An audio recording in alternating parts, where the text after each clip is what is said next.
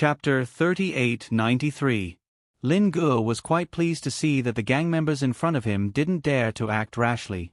This was because his feelings towards black people were quite complicated. Before he came to Huaxia, he also had some black friends. Perhaps because of the environment he grew up in, Lin Guo had a very good impression of black people. He also became friends and brothers with some black people. However, after Lin Ji's first contact with black people outside of his circle of friends, his attitude changed a lot. At that time, he realized that the black people he knew before were really different from their race. Lin Ji's first visit to the United States was with his senior brother, Xie Fei's. He was still in high spirits on the plane. After all, the United States was an extraordinary country. Really, in the entire history of mankind, the United States was considered a great country. In the eyes of many people who came to the United States for the first time, the United States was a super country with dreams, freedom, democracy, and a mix of races. This was a country full of miracles. Lin Guo also went to Los Angeles. Because of the mission, he and Xie Fei's disguised themselves as tourists and had to follow a tour guide. When the tour guide in Los Angeles told him some things to take note of, Lin Guo felt less and less excited. Especially when the tour guide talked about the problem of black people, Lin Guo felt a little angry. He felt that the tour guide's words were too targeted. It was a form of discrimination. At that time, the tour guide told all the tourists to never stare at black people, or they will beat you up. Never take photos of black people, even if there are black people passing by when you are taking photos of the scenery. Otherwise, your camera won't belong to you. Lin Guo thought that it was nonsense at that time. At that time, Lin Guo thought that the tour guide must be a racist. She was a beautiful tour guide, but why did she learn to be racist? Trash. Lin Guo deeply despised the tour guide. However, what happened later proved that Lin Guo was deeply wrong. On the first day in Los Angeles, a tourist in the tour group was beaten up by an unemployed black man on the street. There was no reason, no excuse. It was only because the tourist had stared at the tattoo on his body for 2 seconds. No matter how kindly the tourist explained, Big Blackie thought he was provoking him. Was this the reaction a human should have? I can't even look. Wasn't it just a tattoo? This was Lin Ji's first day in Los Angeles. The tourists in the same group were beaten up by the black man and suffered multiple soft tissue contusions. Because of this, everyone realized that the tour guide wasn't joking, so they paid close attention to the black man. However, when Lin Guo and the others completed their mission and prepared to leave, it should be the 7th day in a local town called Houston. Just because a tourist took a picture of the scenery with his mobile phone and unfortunately took a picture of the black brothers. That guy's phone was actually smashed by the big black guy in the camera. It was the latest iPhone, Plus. He smashed the phone and even punched that guy's head. His entire eye socket was swollen from the punch. It was only then that Lin Guo realized that many black people had no idea what human civilization was. Their understanding of human society was incomprehensible. Many inconspicuous things could actually be used as an excuse for violence. In the end, Lin Guo understood that these violent incidents weren't because of the incident itself, but because the black people were simply violent. They preferred to use violence to solve problems and vent their emotions. They preferred to use violence as their own conventional weapon. Too many black people like to use their fists to solve problems, whether it was a big or small matter. In the United States, Lin Guo realized that fighting was a very common thing. Everyone here was particularly fond of martial arts. Black people were just a little more obvious in their behavior. But other than that, a country formed by multiracial people, although it was a great free country, did not have so many rules and regulations. However, compared to Huaxia's saying, no rules, no standards. Although this country was great, it was still not as great as Huaxia. After 5,000 years of civilization, it would not take many years for many things to be revealed naturally. Who was the greatest country in the world would be known by everyone sooner or later. Many people recognized the greatness of the United States Empire, but many people hadn't seen the greatness of Huaxia yet. On Earth, there were only a few superpowers that could lead all the countries. Russia was a fighting nation. It was believed that no one would be willing to be led by the old Russians. Although their strength was good, it wouldn't make other countries feel comfortable. What kind of country was the United States Empire? Over the years, the United States Empire had done many things that went against their conscience for their own interests. The whole world saw it. Who was left? Canada, which stood aloof from worldly affairs and didn't care about worldly affairs. Although the country was big, most of the places were uninhabitable.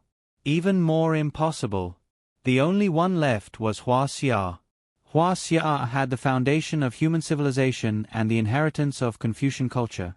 It had inherent advantages in all aspects. This was the reason why Huaxia was bound to rise. It was also why the United States Empire had to declare the threat of Huaxia and why they had to suppress Huaxia. That's why they built the dam Sod on the land of the Goryeo Koreans. There was only one purpose: to suppress. For a long time, the United States Empire thought of itself as the benchmark of global democracy. It always thought that only the United States Empire's values were the most perfect. That way, it could stand on the commanding heights and exercise power.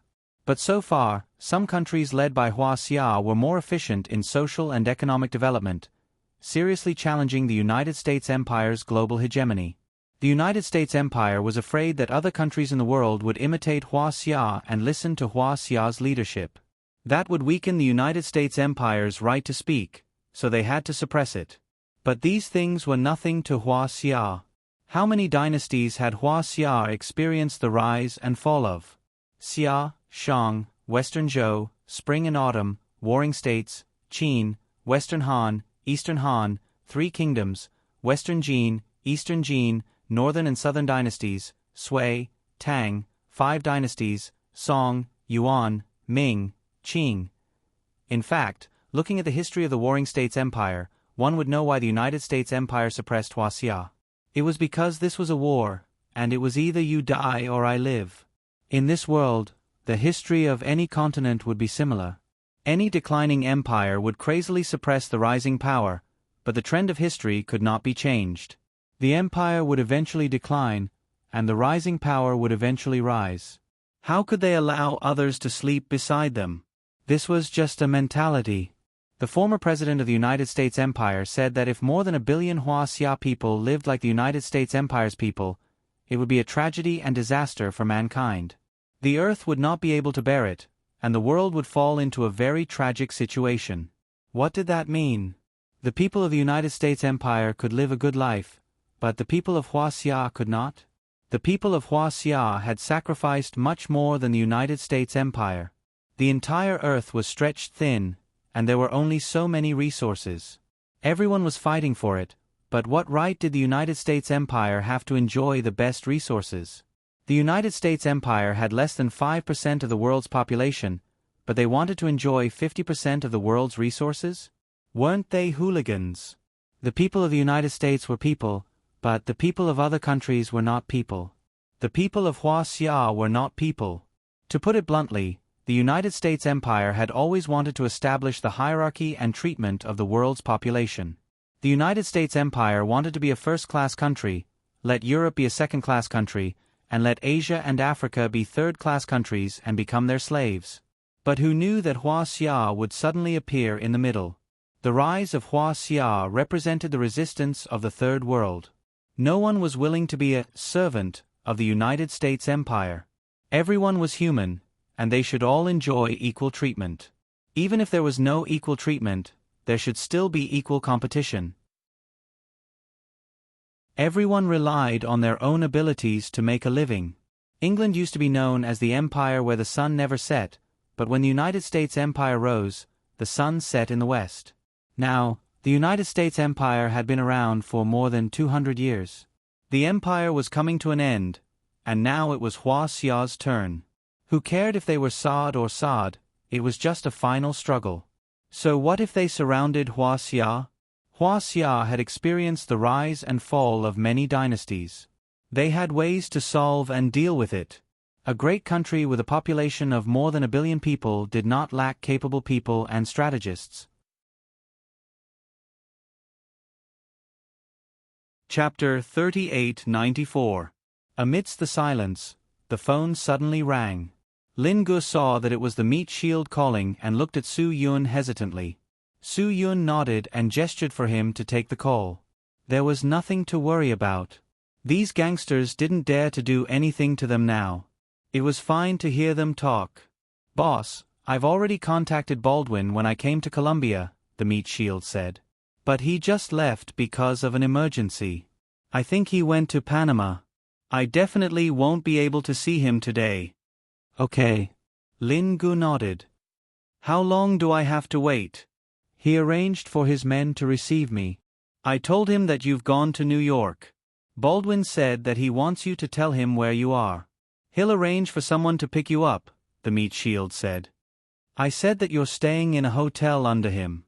He was very happy and said that he'd arrange for someone to receive you first. Then tell him that I'm not in the hotel now. I'm playing outside and I'm being blocked," Lin Gu said. The meat shield's face changed. "What's going on? Boss, tell me your exact location." "I don't know the exact location. It's just a black neighborhood. The leader is called Kunta. I don't know anything else." Lin Gu said, "You don't have to make any arrangements. I'm not in any danger now. Just ask Baldwin to arrange for someone to pick me up." The meat shield was relieved when he heard that there was no danger. He nodded and promised, "I'll talk to them right away." Lin Gu hung up the phone. All the eyes around him were filled with fear because everyone had heard what he had just said. Kunta's gang on the streets of New York was not on the same level as Todd Baldwin's crime syndicate. They were obviously afraid that they would be killed by Baldwin's men because of this incident. It was not impossible. It was very likely. "Mr. Carlos, I think this is a misunderstanding." Kunta was the first to speak. "We'll leave Matt to you. Help me explain to Mr. Baldwin that I really didn't know you were his friend. If I had known that, I wouldn't have listened to him." "Aha, now you know how to say nice things." Lin Gu glanced at Kunta and said, "I don't want to cause you any trouble. I just want to tell those who want to receive me where I am. I'm not familiar with New York, so I can only tell them your name. I believe Mr. Baldwin's men will find me soon. Mr. Carlos, this is really a misunderstanding." Kunta's expression had changed. If the Baldwin group wanted to find someone in New York, it would be a matter of minutes. Things were already set in stone. None of them could escape. Even if they did, they would be caught sooner or later. As long as it was someone Baldwin wanted to kill, unless they escaped from New York and lived in seclusion, they would be caught sooner or later. If they were captured, they would definitely be tortured several times more cruelly. Kunta had heard that a gang had once offended the Baldwin group. They must have taken advantage of the Baldwin group's benefits. As a result, more than 30 people with positions in the gang were controlled by the Baldwin group. When the Baldwin group was building a shopping mall, they were thrown directly at the load-bearing pillars where cement was to be poured. There were more than 30 load-bearing pillars in the mall, and each pillar was sealed with a person. This kind of seal was not like the ones in cartoons, where the seal could be broken and the person would become an invincible and terrifying boss. This kind of seal directly poured the person's soul into it. There were also some feudal superstitions in the United States. At least, Kunta and the others believed that if a person was poured into cement, even his soul would be trapped inside. He would never be able to go to heaven and see God. Anyway, this was a very cruel way to die. Kunta's legs could not help but tremble because of this. He was really afraid, very afraid that this kind of thing would happen to him. If this happened to him, how could he solve it? Kunta had no solution at all in his mind. He only knew that if he offended the Baldwin group, it would be better for him to wait for death in New York. At least those who waited for death would have a quick death. "It's a misunderstanding." "Of course, I know it's a misunderstanding. If it wasn't a misunderstanding, do you think I would be so polite to you?" Lin Gu glared at Kunta. Now, he had completely fixed his position in a high place. Kunta nodded repeatedly. He was now the most afraid one. If he did not obey, he would really die miserably. "I want to ask for a favor," Kunta said. "Mr. Carlos, I beg you to give me a chance to explain later, okay?" I already said that I don't intend to argue with you. Am I that kind of narrow-minded person? Lin Gu said. Why are you still so hesitant? Mr. Carlos, you may be magnanimous, and you may not hold it against us, but Mr. Baldwin's men won't think the same way. I hope you can put in a good word for me. Please, Kunta will be very grateful, Kunta said. Why don't you just hand that guy over? We are neither relatives nor friends. You even pointed a gun at my head just now. Lin Gu said, Now you want me to put in a good word for you? What are you thinking? Do I owe you or what? Kunta was in the wrong, so it was difficult for him to say certain things. Several of Kunta's men already wanted to escape. They would not have a good ending if they stayed. But when Kunta glared at them, they did not dare to move again. At this time, escaping was tantamount to admitting guilt. If they were caught again, they would not even have a chance to explain. At this moment, all their hopes were pinned on Matt. Kunta grabbed Matt and said, You caused all this trouble. Solve it yourself. I won't take the blame for you. Kunta, you can't do this. If you hand me over to Baldwin's men, I will die. You can't do this to me. Matt hugged Kunta's leg. You have to help me. Kunta couldn't even save himself now. How could he have the time to help Matt? If I hand you over, only you will die. We won't die, Kunta said. If I leave you here, I'm afraid we will be the ones to die. Matt, you have to deal with what you did. Don't push the blame to me. Matt hugged Kunta's leg and refused to let go. Kunta could only kick him away. At this time, several black Cadillacs, Fords, and large Chevrolet SUVs came roaring from both ends of the street. In this quiet neighborhood where there weren't many people, these large SUVs were very eye-catching.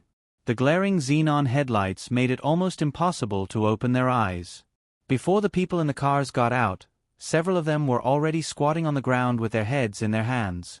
Kunta knew that Baldwin's men would come, but he never expected them to come so soon.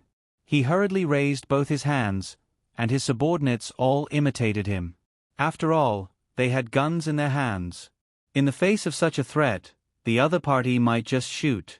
He didn't want to take bullets. A dozen people jumped out of several cars, all holding highly lethal assault rifles. They were worlds apart from the pistols in the hands of the black men. Put down your guns. Put down your guns. The people in the cars started shouting as soon as they got out. Kunta and the others carefully and slowly threw their pistols on the ground. At this moment, nobody dared to resist or move.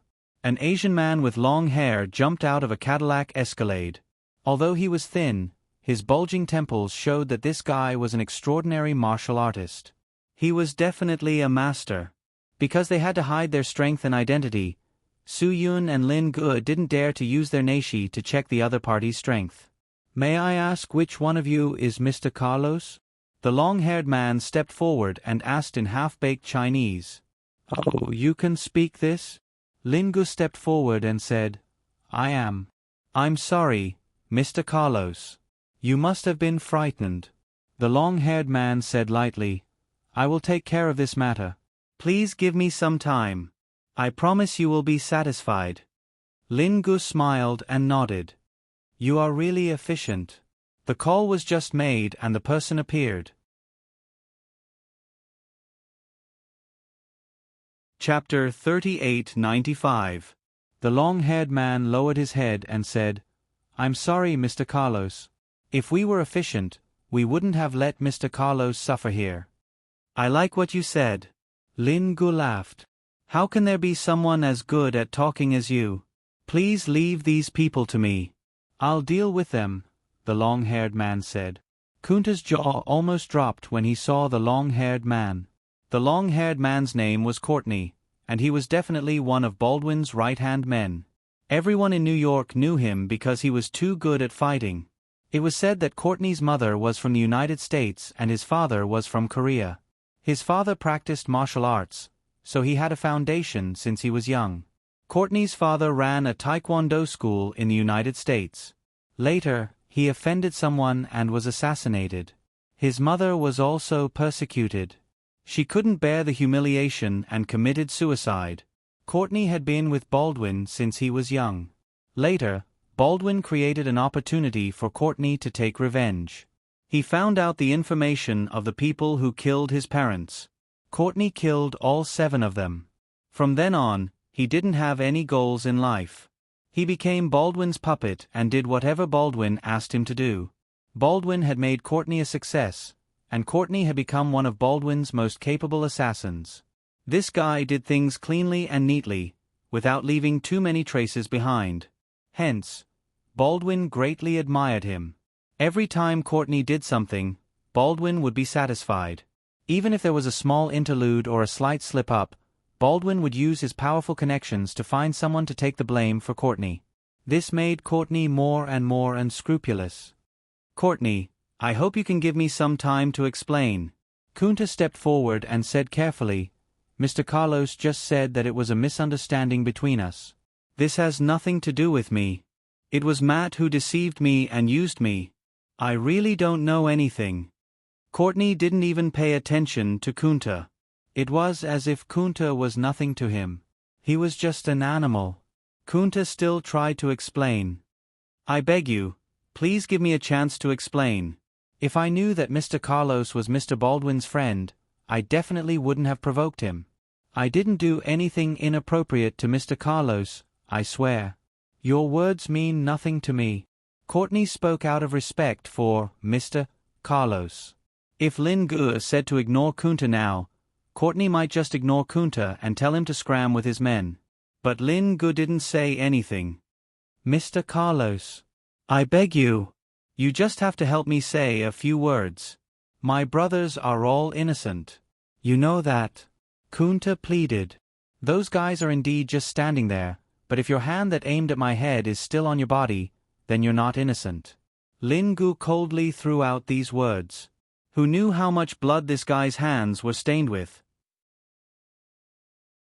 Chopping off a hand that had killed someone with a gun wasn't too much of a punishment. "Mr. Carlos, do you have to do this?" Kunta's eyes were filled with fear. "Give me a chance. I'm innocent. You know that. You can't do this to me. I didn't do anything at all." Lin Gu was unmoved. "You didn't do anything, but if your gun had accidentally gone off, I would have lost my head. Your hand is a disaster.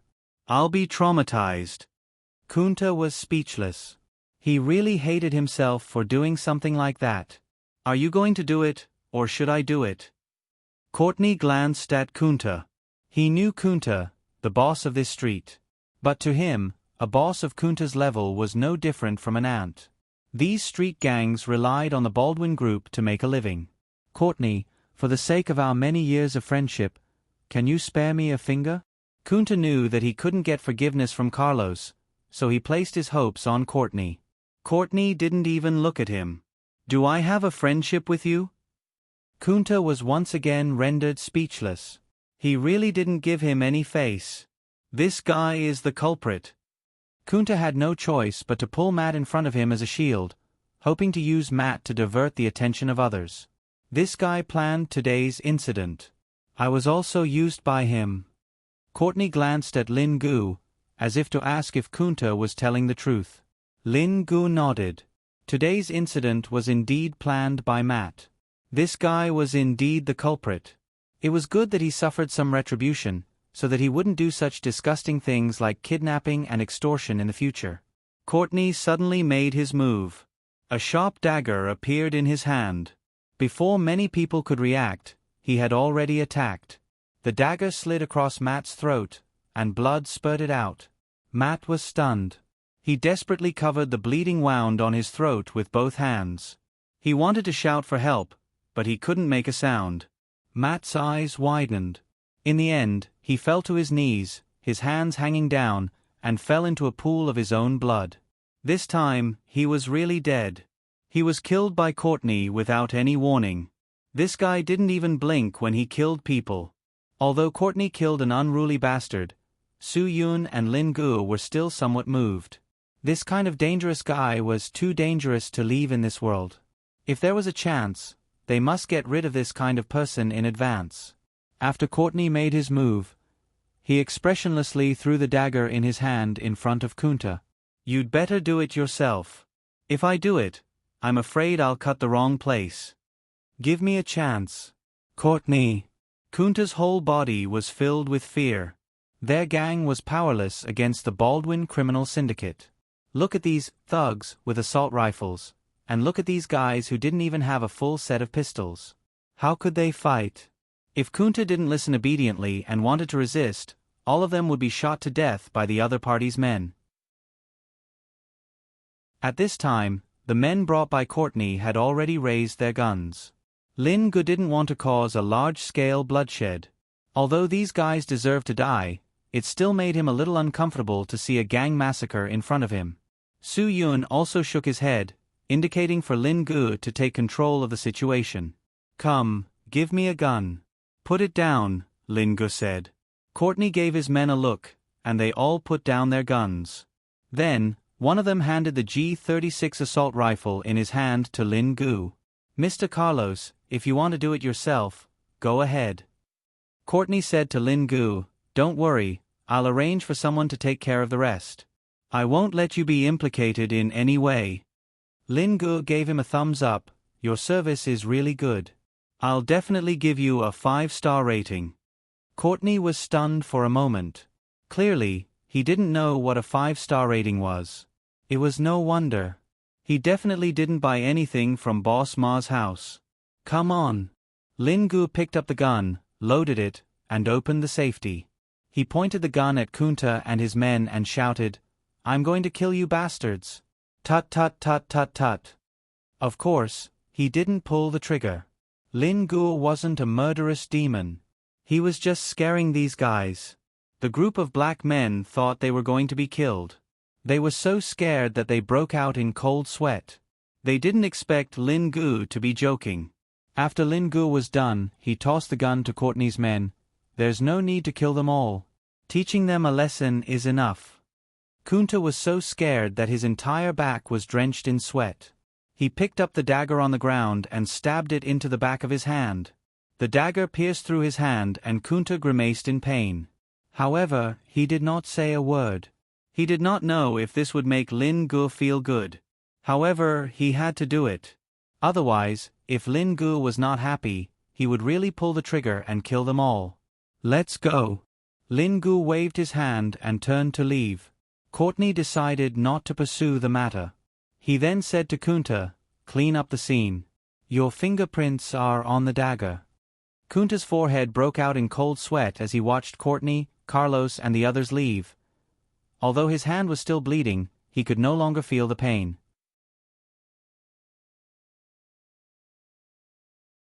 Chapter 3896.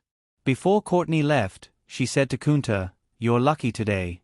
But from today onwards, Mr. Carlos is moving from Los Angeles to New York, so I don't want to see you in New York again." When Kunta heard this, he didn't feel any pain in his hand that was pierced by the knife. There would never be a place for him in New York. Of course, Courtney was right about one thing. He was lucky today. The fact that Carlos didn't take his life was already the greatest gift to him. Just look at Matt lying in a pool of blood. If Courtney wanted to kill him, it would be as easy as a knife. There wouldn't be any need for bullets at all. Kunta was sure that if Courtney killed him, his men wouldn't react at all. No one dared to offend Baldwin's men. "Mr. Carlos, I'm sorry for scaring you today." Courtney walked forward and gestured for Lin Gu and Su Yun to get in. The two of them got into Courtney's car. Su Yun and Lin Gu had no sympathy for Kunta, who couldn't continue living in New York. Not one bit. This kind of lazy person who could only rely on violence and crime to make a living was not worth pitying. Not to mention a hand, it wouldn't be too much to break one of his arms. They wouldn't pity these black people. In fact, many YouTube videos had horrifying images of black people. Many white Americans had warned other foreigners to be careful. Detroit, Baltimore, Philadelphia. The Americans knew the reason for the decline of these cities the best. It was said that the homeownership rate in the American Empire had dropped to more than 50%. Many houses in the black areas were worthless. The owners could only abandon them. The city council confiscated them for 2 or 3 years and then had to spend thousands of dollars to hire people to uproot the houses. Otherwise, they would become drug dealers' havens. The crimes these people committed against ordinary people and the harm they did to society were too numerous to count. There was a reason why the American Empire was in such a state today. It was said that there were no black people or Jews in Europe hundreds or thousands of years before World War II. The biggest ethnic conflict in the European countries was between traditional white people and Jews. In fact, the Jews were not violent at all. They were just too shrewd and good at doing business, especially in the field of finance. They were simply born businessmen. Back then, the King of England had borrowed money from the Jews, and not only did he not return the money, he even drove the Jews out of the country. The whole of Europe was purged of the Jews, and this eventually led to the tragedy of Devil King Hit poisoning and killing 6 million Jews. In the beginning, the American Empire did not accept Jewish refugees in Europe. In the 1930s, a whole ship of refugees sank off New York after being retrieved by the Coast Guard. After thousands of casualties, they finally accepted refugees. The lesson that the Jews had learned was that they could not let the conflict between them and the traditional white people become the main conflict. Otherwise, the traditional white people would be envious and would slaughter them again. Soon, with their cleverness, the Jews went from refugees to financiers, entrepreneurs, and university professors. Slowly, they took control of the media, movies, universities, and enterprises. They created the connotation of political correctness. Through donations, Democratic Party politicians were elected for welfare benefits. They vigorously increased the political status and population of troublesome black people. They used them to restrain the traditional white people. The American Empire's press freedom and neutrality had become a myth. No one would believe that the news was true anymore. Black people did not talk about race when they killed. Every time the police killed a black person, it would be reported on all the media. In the university, if anyone said anything bad about black people, they would be fired immediately. Black people picked on the weak and bullied the weak. They killed the politically weak Chinese because the risk of being punished was lower. Then, the Chinese became the main victims of the Jewish conspiracy. The Jewish-controlled media would not speak up for the Chinese victims. Although traditional white people, especially poor white people, discriminated against the Chinese, and there were anti-Chinese laws in history, they did not kill the Chinese. They had a bottom line. There were even more black criminals who specifically targeted the Chinese, especially those who came to the American Empire in Europe. They had no jobs, so they could only parade on the streets, sell drugs, and kill people. In fact, people who understood the whole thing would come to a conclusion. The real purpose of the American Empire was to cheat the middle class and pay taxes, raise lazy black people, and bring in Mo to restrain the traditional white people. It was to protect the rich Jewish people and make the Chinese the victims. Look at the years when the big black Osama was in power. Every year, dozens of Chinese died under the guns, fists, or even stones of African descent. More than half of the black people did not have jobs, or they just treated crime as a job. 80% of black children did not know who their father was. Then, these children would be involved in crime from a young age. Since the American Empire had a black president, black people from children to the elderly were especially arrogant.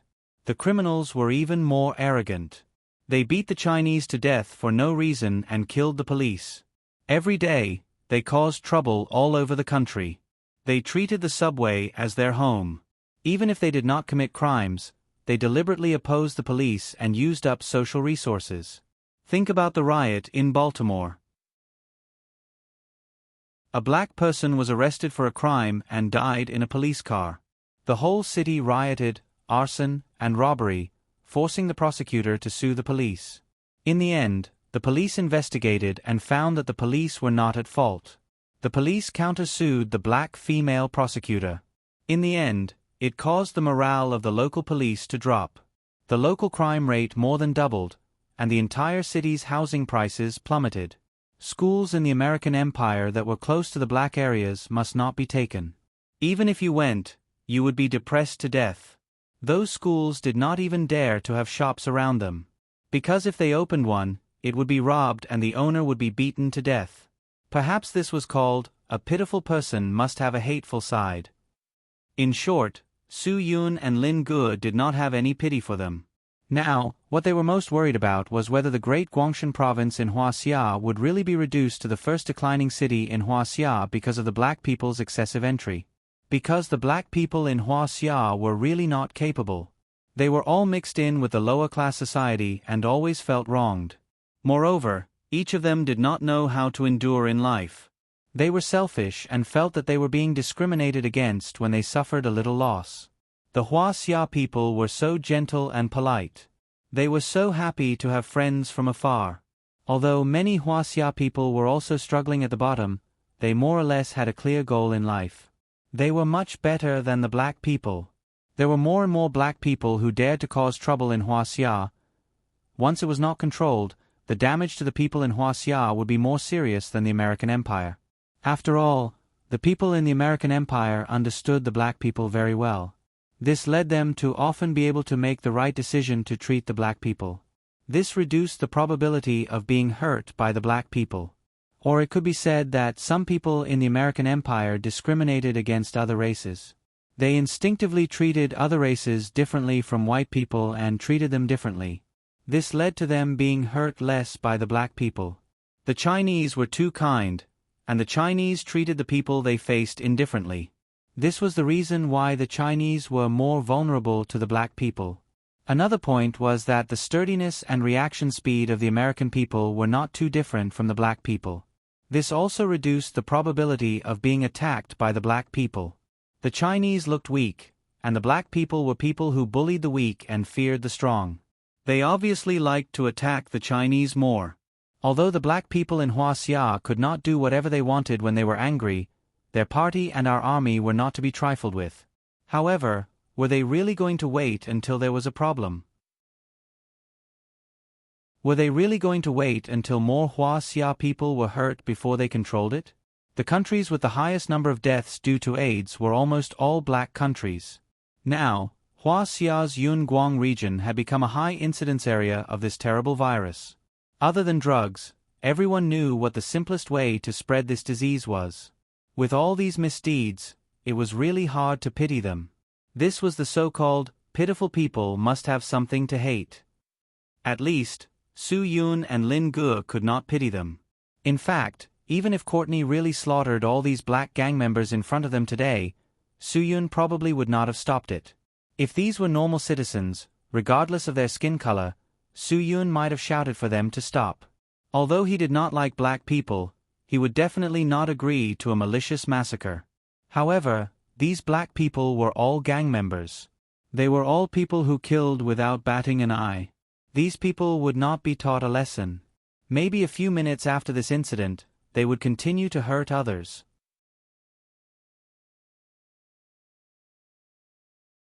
Chapter 3897. After Su Yun and Lin Ge got into Courtney's car, Courtney asked about Su Yun's situation. "Mr. Carlos, he is my brother, my benefactor." Lin Ge knew what Courtney meant. "There is no need to hide anything between us from him. As long as I can hear it, he can hear it. Am I being straightforward enough?" Courtney nodded. "Since Mr. Carlos says that he is one of us, then I have nothing to worry about." "Yes, he is one of us." "You can treat him like how you treat me," Lin Ge said. "Even I have to be polite to my brother. If any one of you dares to be disrespectful to my brother, don't blame me for falling out with him. Mr. Carlos, you can rest assured." Courtney smiled. "We will definitely not disappoint you. Right, I heard that Mr. Baldwin has something to do? Where did he go?" "Panama." "What's the situation? Is there any unstable news?" Lin Ge asked. Courtney shook his head. "It is just some of Mr. Baldwin's personal matters. Regarding money laundering, Mr. Carlos, you can rest assured. There is absolutely no problem. I guarantee that my service will be to your satisfaction." Lin Ge was stunned. "Your service? What do you mean?" "I will do my best for everything related to Mr. Carlos," Courtney said. Courtney said, "Including what investments you need to make after your money comes to New York, I can recommend them to you." No one is more familiar with New York than me. You mean to say that you represent Baldwin? Lin Gu frowned. This was not the result he wanted. He had to meet Baldwin. That was Su Yun's and his goal. If he could not get rid of Baldwin, he would still become a shield for those bastards in Huaxia. He would still help those bastards transfer out Huaxia's assets. Playing with me? Lin Ji's face immediately darkened. Is that what you mean? We are sincere in our cooperation. Mr. Baldwin is taking this business deal of yours very seriously, Mr. Carlos, Courtney said calmly. Take it seriously? Treat him well. Lin Gu spat into the car. Do you know how much money I have to transfer this time? You call this taking me seriously? Who do you think I am? You don't take me seriously, do you? Am I not going to pay? What does Baldwin mean by this? Lin Gu was furious, but Courtney wasn't angry at all. I know what you mean. I don't know what you mean. Lin Gu was very angry, and he vented without any scruples. If Mr. Baldwin is not sincere, then there is no need for us to cooperate.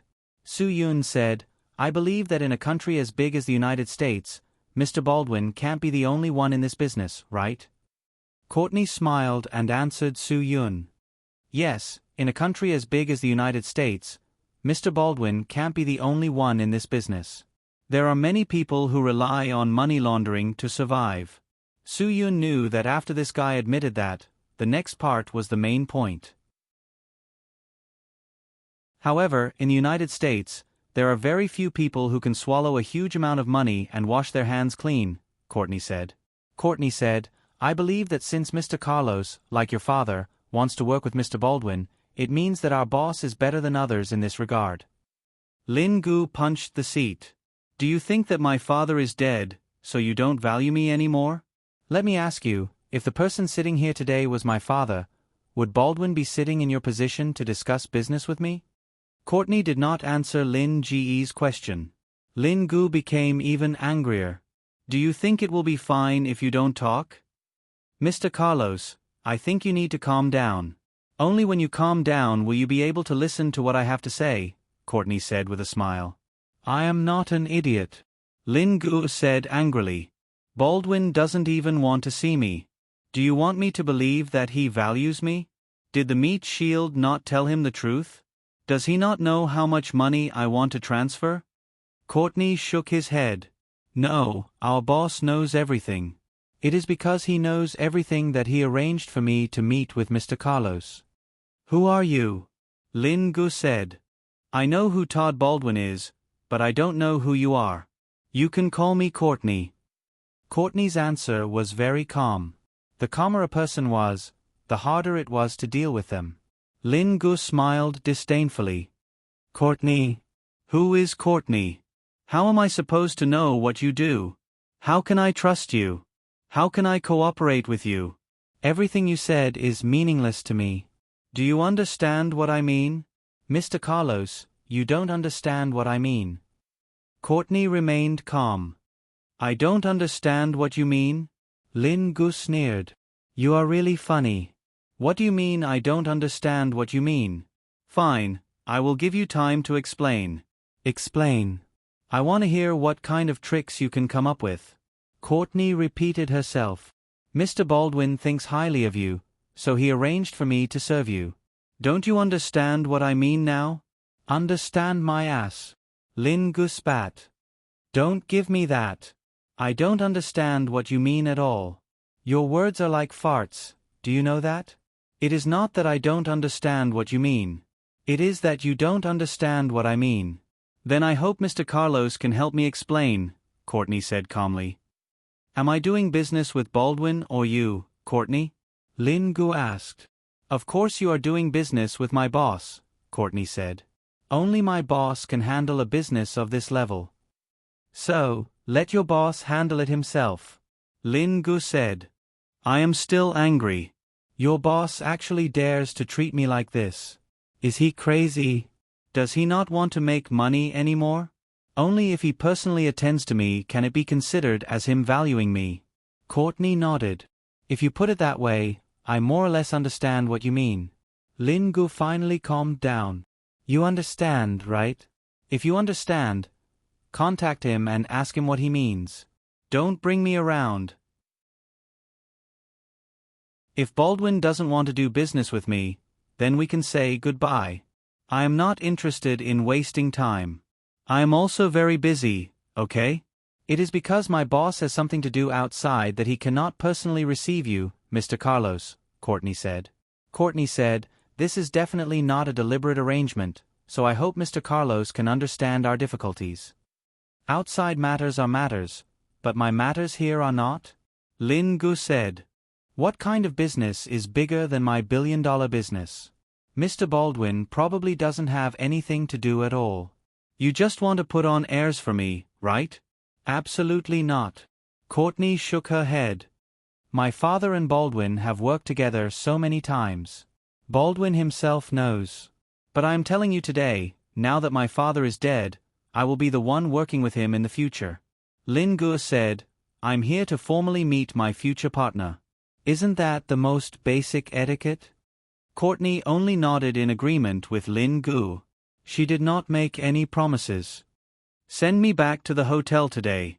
Then you can think about it carefully. When you feel that the matter between us is worth Baldwin talking to you personally, then we will contact each other again. Lin Gu said, during this time, I will work with whoever I want for my money. Understand? Courtney saw that Lin Gu was serious about this issue, so she had to compromise. I will immediately contact my boss for you.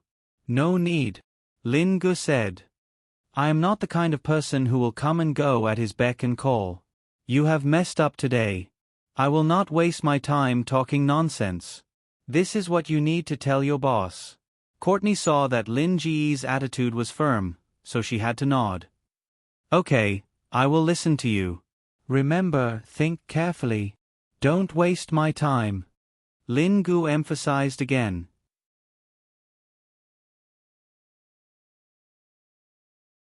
Chapter 3898. The car stopped at the entrance of the hotel where Su Yun and Lin Gu were staying. Lin Gu angrily opened the car door and walked out. Su Yun followed closely behind. Although Courtney also got out of the car, he did not follow them. Instead, he watched the two of them walk to the elevator. His face was expressionless. After Su Yun and Lin Ji's figures disappeared into the elevator, Courtney waved at the hotel manager who was already waiting for him. The hotel manager was naturally someone from the Baldwin Group. He hurriedly stepped forward and bowed as he asked, Mr. Courtney, if you have any instructions, please do not hesitate to ask. Mr. Carlos will be free of charge at the hotel, Courtney said. All previous expenses will be refunded as well. The hotel manager was stunned. Is this appropriate? You should know that Mr. Carlos is definitely a rich man. He won't care about this little bit of money. Huaxia's rich people do not care about money, but Huaxia's rich people care about face, Courtney said calmly. Courtney said indifferently, this isn't to save him money, but to give him face. Face is the most important thing. The hotel manager looked at Courtney in surprise. Then, he nodded in realization. So that's how it is. He did not expect this. Mr. Courtney, you are more thorough in your considerations. Sometimes, you have to consider the other party when doing things, Courtney said. Some people care about money, but the people who stay here definitely don't care about money. They care more about face. Face is the embodiment of status. Especially Huaxia's people, they care about face more. The hotel manager nodded vigorously. Actually, he had heard about this a long time ago. The so-called face was also a sign that a person was recognized and accepted by the surrounding society. Huaxia has a saying, face is the price of suffering. This is enough to prove how much Huaxia's people care about face, Courtney said calmly. I would like to hear more. The hotel manager looked at Courtney with an expression of curiosity. Courtney glanced at him.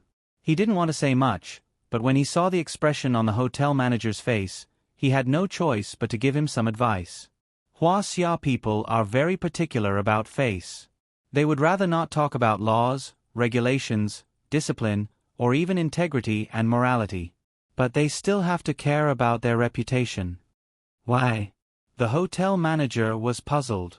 If he didn't pay attention to anything, what was the use of his face?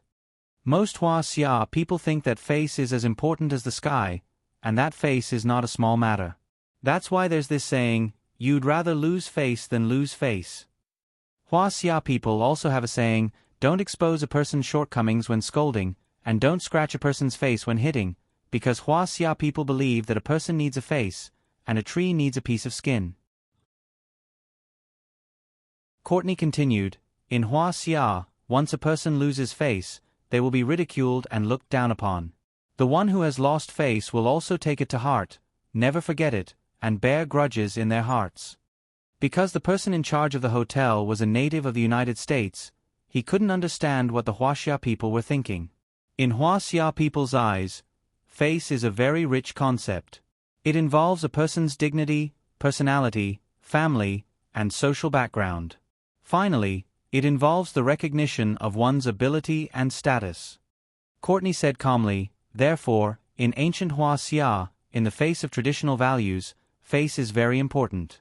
Sometimes, it's even more valuable than life. Face is actually so important to Huaxia people? The hotel manager exclaimed. That's right. Courtney nodded. That's why we have to give him enough face to make him feel valued. The hotel manager nodded, but he still didn't understand. What's the use of face? For example, one day, Tom beat up Jerry. Jerry went to the relevant department to sue Tom, so Tom and Jerry began to mobilize their social connections. Tom went to his uncle who worked in the state capitol, and Jerry went to his aunt who worked in the White House. Tom's uncle used his connections to call the police, and Jerry's aunt also used her connections to call the police chief. They all hoped that the police station would lean towards their side and be lenient towards the people they were looking after. If they weren't satisfied with the results, they would feel that they had lost face, and a grudge would form in their hearts. Courtney said, "Do you understand what I'm saying?" The hotel manager nodded, half understanding.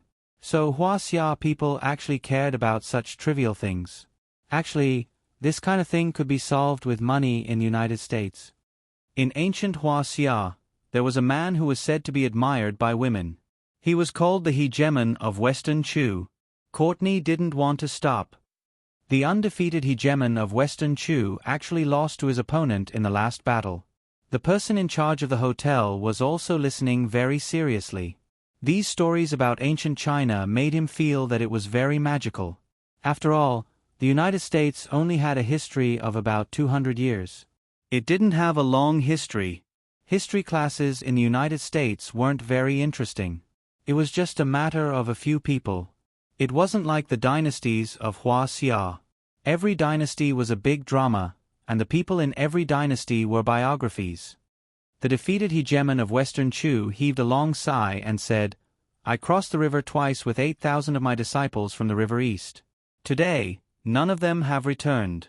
Even if the elders of the river east pity me, how can I face them?" Do you understand what he meant? Courtney laughed. The hotel manager shook his head. He didn't understand what Courtney meant at all. The hegemon of Western Chu felt that he had lost the battle and didn't have the face to meet all the people of Jiangdong. As he drank, he sang a tragic poem to his beloved concubine. Courtney had some understanding of Huaxia culture. My strength is unparalleled in the world. When the time is unfavorable, I don't die. What can I do if I don't die? What can I do if I don't die? What can I do if I don't die? Because Courtney said this poem in Chinese, the hotel manager couldn't understand it. However, he really felt that these words were especially classy. If possible, he wanted to get a tattoo and have this Chinese sentence tattooed on his body. Justin Bieber had a Chinese character tattooed on his chest. It was said to mean, "Follow my heart." The Chinese character was called coward. It was very artistic. Courtney continued to tell the story of the hegemon of Western Chu. Concubine, you danced and sang for the hegemon of Western Chu.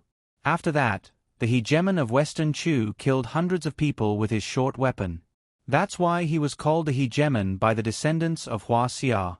But the sentence, I don't have the face to meet the elders of Jiangdong, shows how much the people of Huaxia care about face. I see.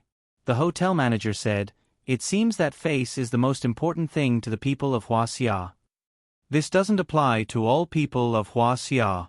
Courtney shook his head and said, the people of Huaxia who are truly wise but appear to be stupid don't care about face. Those who are great but appear to be clumsy and loud will not always care about face and ignore other important matters. Some are afraid that others will look down on them, so they will put on airs and show off. Only people who think they're big shots care about their own face. For example, this Mr. Carlos. The hotel manager suddenly understood. Everyone cared about face, just like a tree cared about its bark. It was just that if it went too far, it would be embarrassing and really embarrassing. Regarding the matter of the people of Huaxia caring about face, Mr. Lu Sun once gave a funny example. He said that there was a small person who suddenly excitedly told everyone one day that a big shot had spoken to him. Everyone was very envious and asked him what the big shot had said to him. The small person could only answer with one word, get lost. Nowadays, foreigners were especially good at using the Huaxia's weakness of face to deal with the people of Huaxia. Many people of Huaxia were at a disadvantage when traveling abroad, but they endured it for the sake of face. Although these were small matters, when these small matters multiplied, they naturally became big matters. That's right, Mr. Carlos is a person who cares about face, so you must give him enough face. Courtney said, everything, as long as it's something that gives face, you must do it. This is my only request of you. The hotel manager nodded vigorously. Open a bottle of good XO and send it to them later. I heard that he likes brandy very much. Courtney said, remember, the wine and the glass must match. People like him who care about face are very particular about it. The hotel manager made a gesture of understanding and immediately used the walkie-talkie to arrange for his subordinates to prepare.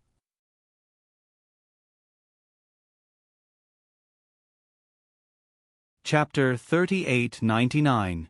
Don't worry, Mr. Courtney. I will arrange everything properly.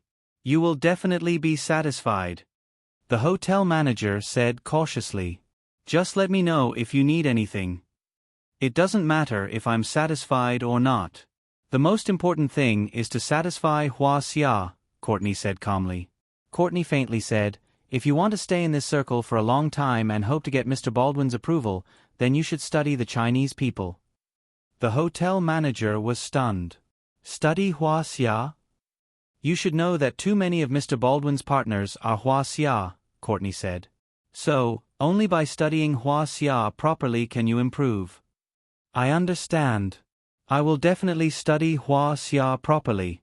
The hotel manager nodded vigorously. I will sign up to learn about Huaxia culture. There's no need for that. You just need to interact with more Chinese people and you will learn without a teacher. Courtney smiled. Huaxia's complicated etiquette is similar to a performance.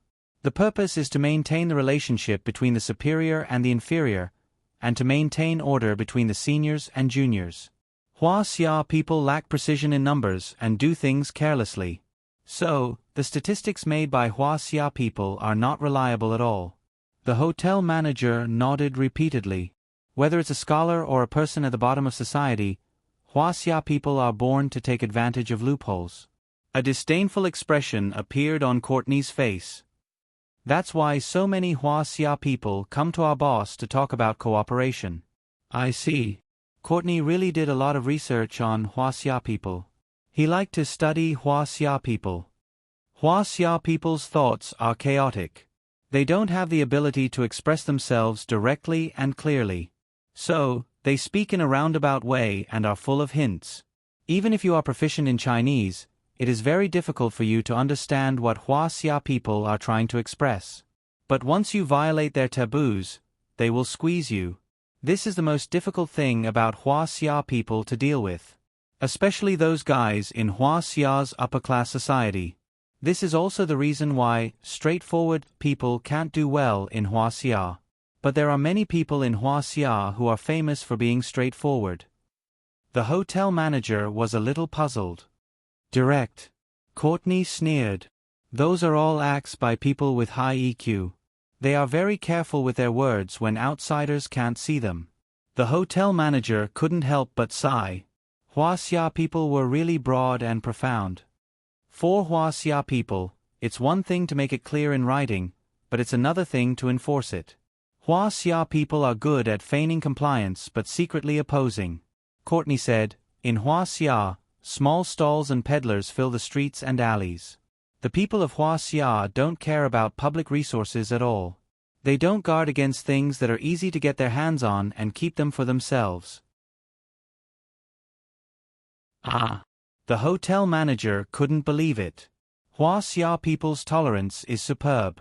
They silently endure all the suppression from those in power and authority, and thus maintain the old system.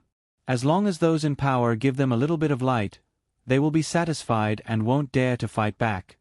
Courtney said, Huaxia people are indifferent to the suffering of others.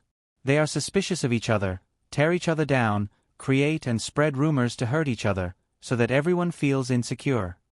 The hotel manager couldn't help but break out in cold sweat. Huaxia people were too fierce. He definitely couldn't deal with them. Do you know why? Courtney said confidently. The hotel manager shook his head.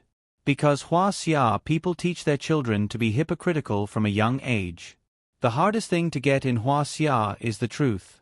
The announcements of those in power are dignified and watertight, but what they lack is the truth.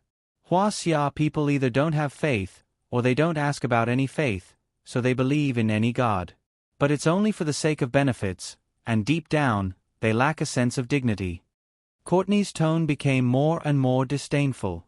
To put it bluntly, Huaxia people are like some of the scenic spots in Huaxia. From afar, they look beautiful and charming, but up close, they look tattered and disgusting, and they stink to the heavens. This guy really didn't have a good impression of Huaxia people. The hotel manager was stunned. Huaxia people don't lack intelligence. What they really lack is character and conscience, Courtney said. Actually, his words weren't baseless, because all the Huaxia people Courtney came into contact with were indeed bastards who lacked character and conscience. These Huaxia vampires brought their temperament to the American Empire, leaving the Americans who came into contact with them with these disgusting impressions of Huaxia people. To use a Huaxia proverb, it was like a rat's poop ruining a pot of porridge. So many friendly and cute Huaxia people became detestable people in the eyes of foreigners because of those disgusting bastards. Courtney once again told the hotel manager seriously, for Huaxia people, face is always the most important thing. You must firmly remember this. I understand. I'll firmly remember this. Huaxia people's face is like the taboos on the Southeast Asian islands. It's a kind of hidden power that can't be denied. Face can't be pondered over, and there are no rules. Abolishing or replacing it is all determined by common sense. Huaxia people's way of thinking is dramatic, and they are born with strong acting talent. Courtney finally said, face is often a matter of formality, and has nothing to do with facts. The profoundness of face wasn't something Courtney could explain with just a few words. Now, the foreigner's understanding of face was to satisfy any request. In fact, this was really just a superficial phenomenon. Huaxia people's use of face involved many aspects. It was like a company employee who had neglected his duty because of his own fault. Knowing that he was going to be fired, he would commit the same mistake again and take the initiative to resign in order to maintain his face. It was also like in ancient times when corrupt officials were beheaded and allowed to wear official robes to the execution ground. This was also giving him face. Therefore, face didn't just refer to one aspect. It involved all aspects of Huaxia people's lives. This also pointed to a problem. The more a person cared about face, the more they didn't usually have any face. Because they lacked face, they especially cared about face. People who lacked something felt that they were lacking something.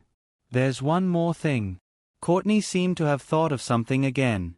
Huaxia people especially like to use their own values to measure others. This is also something you need to pay attention to.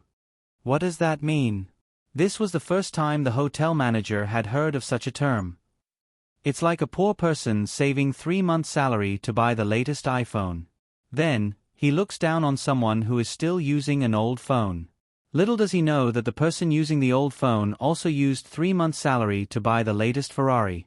Courtney said, "Hua Xia people like to use the things they care about to measure the people around them. Do you understand now?" The hotel manager nodded. Although he was still a little confused, the general idea seemed to be a lot clearer. In short, you have to put in a lot of effort when dealing with Hua Xia people, Courtney said. Courtney said, "I'll leave Mr. Carlos to you. I still have things to do. Stabilize their emotions. That's your only task now." Understood. The hotel manager promised again. Su Yun and Lin Gu took the elevator straight to the top floor. The two of them didn't know that Courtney had said so many bad things about Hua Xia people. Of course, if those words were really said in front of them, they would have been left speechless. In any case, Hua Xia people's reputation had been ruined by people who took advantage of loopholes to make money. It would take a long, long time for it to be repaired. These people who ruined Hua Xia people's reputation were all experts at taking advantage of loopholes. They were like the north wind in January, pervasive, and like flowing water, they would take advantage of any gap they saw easily and nimbly. After the foreigners had seen the Hua Xia people like this, they naturally had a concrete image of the Hua Xia people. They stubbornly believed that whether it was a scholar from Hua Xia or an uncultured person who relied on hard labor for a living, they were all the same. They were all people who were born to take advantage of loopholes. This was the skill bag that Hua Xia people were born with. Because Hua Xia people who didn't have this skill bag didn't have the ability to go abroad to make a living, in the eyes of foreigners, Hua Xia people were famous for taking advantage of loopholes.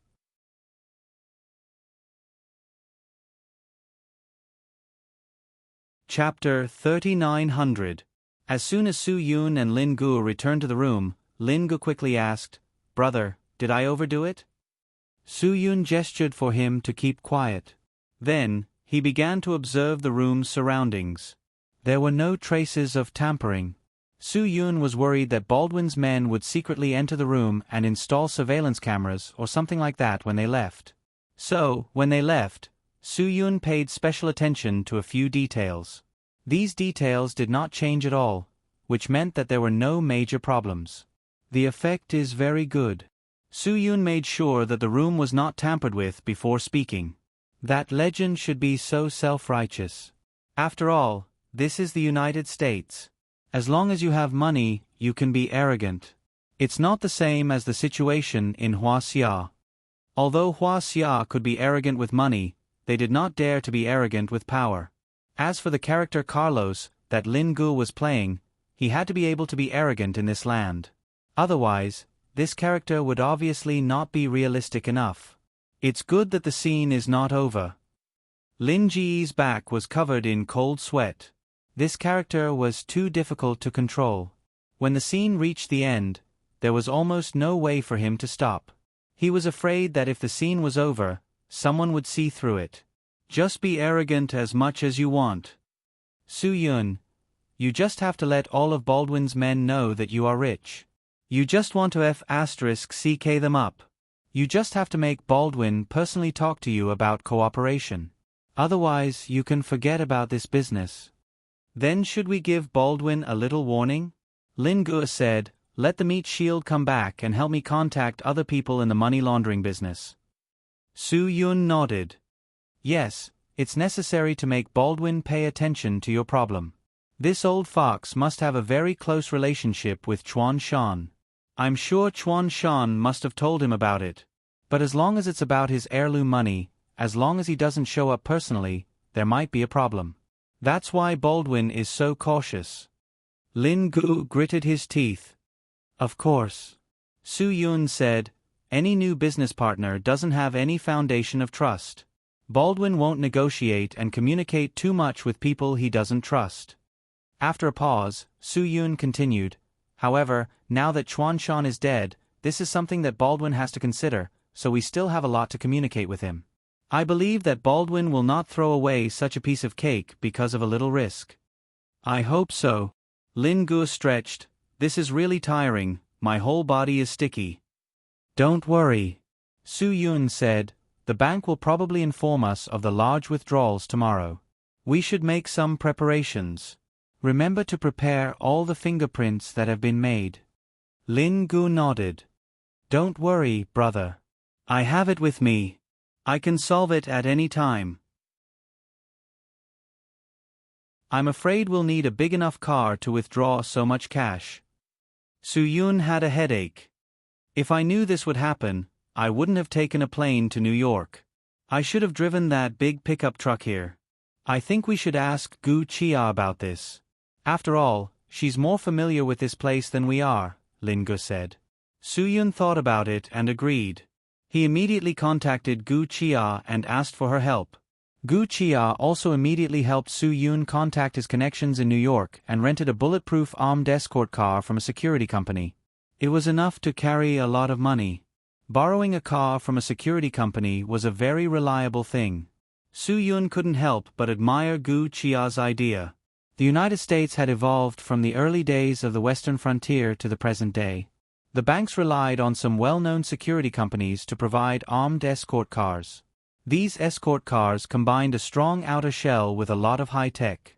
In terms of the structure of the United States cash transport cars, not only did they have 1 or even several inches thick bulletproof steel plates, but they also had important safety devices, including a timer lock. Even if the robbers forced the escorts to hand over the keys, the safe containing cash or valuables had to be opened after a certain period of time. The robbers often couldn't wait for long. Moreover, the United States security companies often changed the route of the cash transport, reducing the predictability and increasing the difficulty of premeditated crimes. This was different from Hua Xia's security company. Hua Xia's escorts basically took a fixed route. After all, the people of Hua Xia were all intelligent. Who would be stupid enough to rob a bank? The United States was different. Although in the United States, as long as one got close to the escort car, they would be targeted, warned, or even shot, there were still cases of black brothers robbing banks. One had to know that in this era, the escorts in the modern cash transport cars were equipped with wireless communication devices and had to report back on time. The cars were also equipped with GPS systems and video surveillance devices, which made it convenient for the company's headquarters to monitor in real time. If there was any deviation from the route or abnormal situation, the company could immediately contact or call the police. In this day and age, robbing a bank was a stupid thing that only the most stupid people would do. Anyone with the slightest bit of intelligence would not do such a thing. At this moment, the doorbell of the room rang. Su Yun looked at the door vigilantly. Lin Gu shouted impatiently, "What the hell?" Lin Gu went forward to open the door. A dining car appeared at the door of their room. The hotel manager and the food delivery person stood at the door of their room together. "Hello, Mr. Carlos. You've been staying here for so many days, but I didn't know it was you." "I'm really sorry." The person in charge of the hotel bowed deeply to Lin Gu, expressing his apologies and giving him enough face. Lin Gu was stunned. He did not understand what was going on. "What's the situation?" "If you don't know, then don't know." Lin Gu said, "What's wrong with this? There are many people in this world that you don't know. You apologize to each and every one of them who stays here? Are you crazy? Mr. Carlos, you really know how to joke. Ha ha ha," the hotel manager said and signaled for the food truck to be sent in. "Wait a minute. You came in without saying anything clearly? What are you doing? If you gave me a bomb, would I let you in?" Lin Gu said disdainfully. "How can this be a bomb?" The hotel manager quickly said, "This is the best steak, the best XO, and the best cigar I prepared for Mr. Carlos and your friend. It represents my sincerity. I hope you two will like it." When Lin Gu heard this, he thought, "Oh, no wonder it smells so good. It turns out that they are trying to bribe me? But they don't seem to have any need to bribe me, right? There wasn't any direct interest in this. Your service is so good. I'm really flattered. You're the manager, right? You're giving me good wine and food for no reason?" Lin Gu shook his head. "Mr. Carlos, you are our boss's VIP. Naturally, I can't neglect you." The The hotel manager said, "If I neglect you, how can I explain it when Mr. Baldwin blames me?" Lin Gu nodded. It was not difficult to understand. It turned out that this was the reason. He was afraid that Baldwin would blame him. Su Yun walked forward and said, "I'm afraid this was arranged by Katney, right? Tell him that there is no need to make these arrangements. We will order whatever we want to eat and drink. We don't need your arrangements." Yes. This is definitely not an arrangement. It's just a little thought. The hotel manager hurriedly explained, "If you need anything, feel free to let me know. I will be at your disposal at any time." Okay. Courtney is very particular about this. Lin Gu nodded, very satisfied. All your expenses at the hotel will be paid for by Mr. Courtney. This is also Mr. Courtney's order, the hotel manager continued. Lin Gu was even more satisfied. Good. Courtney is really giving you face. Not bad. I like you. Hearing that, the manager of the hotel was delighted. He said that Courtney had given him face, which meant that Courtney was right. People in the country of Huaxia cared about face. As long as they gave enough face, nothing would be a problem. In fact, Lin Gu was not happy because of this face.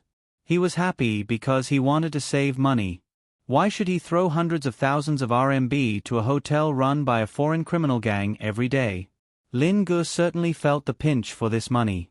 Su Yun also felt the pinch for wasting money in a place like this. They were willing to spend millions to support Huaxia children, but they would never waste 100 RMB in a hotel run by criminals. The meaning was different.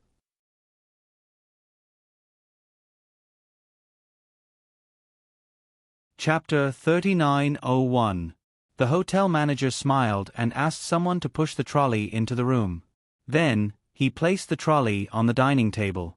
"This is a 5 Kobe steak," the hotel manager introduced. He was very proud because this was the best steak in the world. Especially in New York, this was the old Homestead Steakhouse's 12-ounce Kobe steak.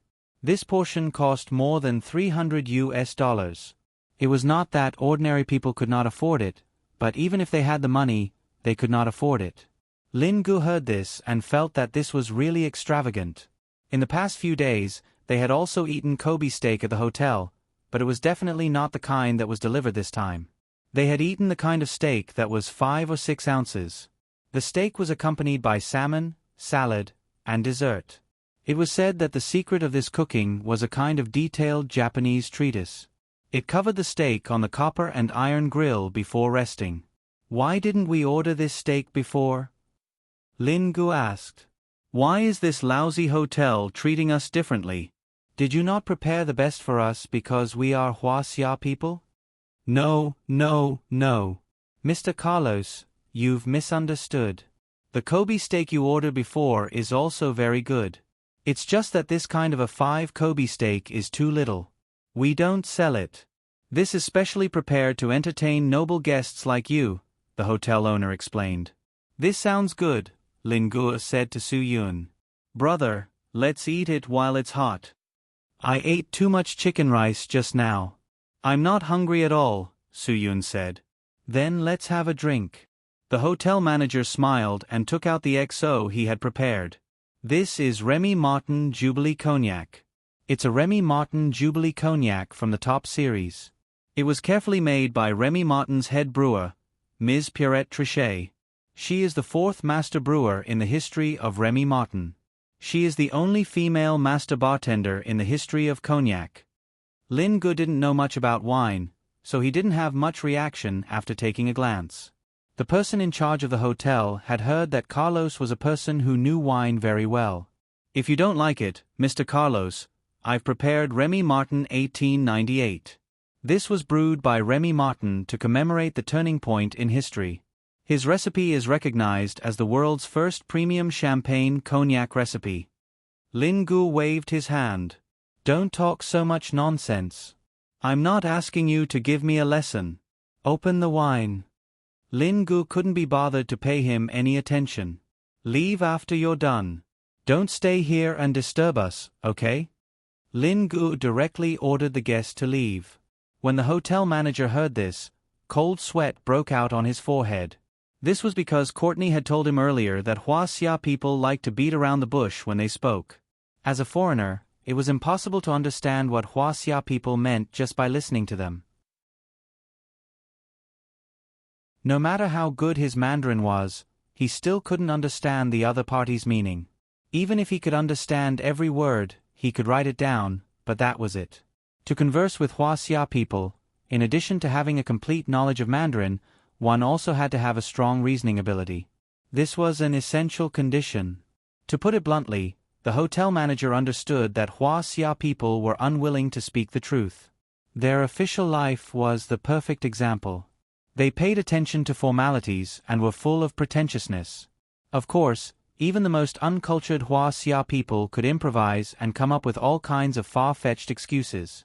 This kind of extraordinary ability was enough to shock foreigners to death. This was because when Huaxia people told bad news to others, they also had to sugarcoat it.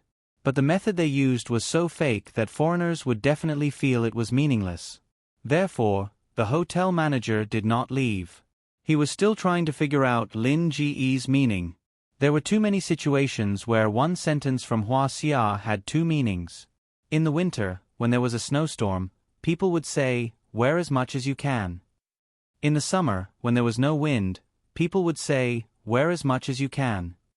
Not a single word was different. The pronunciation was also the same, but the meaning was completely different. Two extremes. For example, a girl calling a boy and saying, "I'm already at Zizaman. Quickly come out and walk to the subway station. If you're there and I'm not, just wait. If I'm there and you're not, just wait." The same sentence, "just wait," had a different intonation, but the meaning was completely different. It was too difficult for foreigners to learn Mandarin. There were many complaints, saying that Huaxia's language was unlearnable. This was because a godsister and a godsister were two different things. A biological sister and a biological sister were two different things. Falling in love with her and falling in love with her were two different things. Not being good-looking and not being good-looking were two different things. Don't interrupt and don't interrupt were two different things. I'll cook for you and I'll cook for you were two different things. In any case, there were too many different things in one sentence. It was extremely difficult to communicate properly. "I asked you to leave. Didn't you understand?" Lin Gu looked at the hotel manager impatiently. The hotel manager had no choice but to turn around and leave. He really could not figure out what Lin Ge's words meant. After leaving the room, the hotel manager kept asking the person next to him, "Did he really ask me to leave the room just now? Or was he just saying it casually? I really don't understand now. He just asked us to leave. He didn't mean anything else." After the hotel manager got this answer, he obediently shut up. Su Yun and Lin Gu were eating top-notch Kobe steak in the room and drinking high-end Remy Martin cognac. This little life was really comfortable.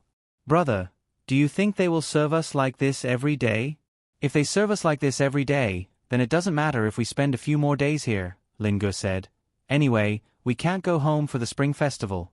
Let's just stay here for a few days." The Spring Festival is becoming less and less like the Spring Festival. Su Yun. It doesn't matter. Huaxia doesn't respect holidays that much.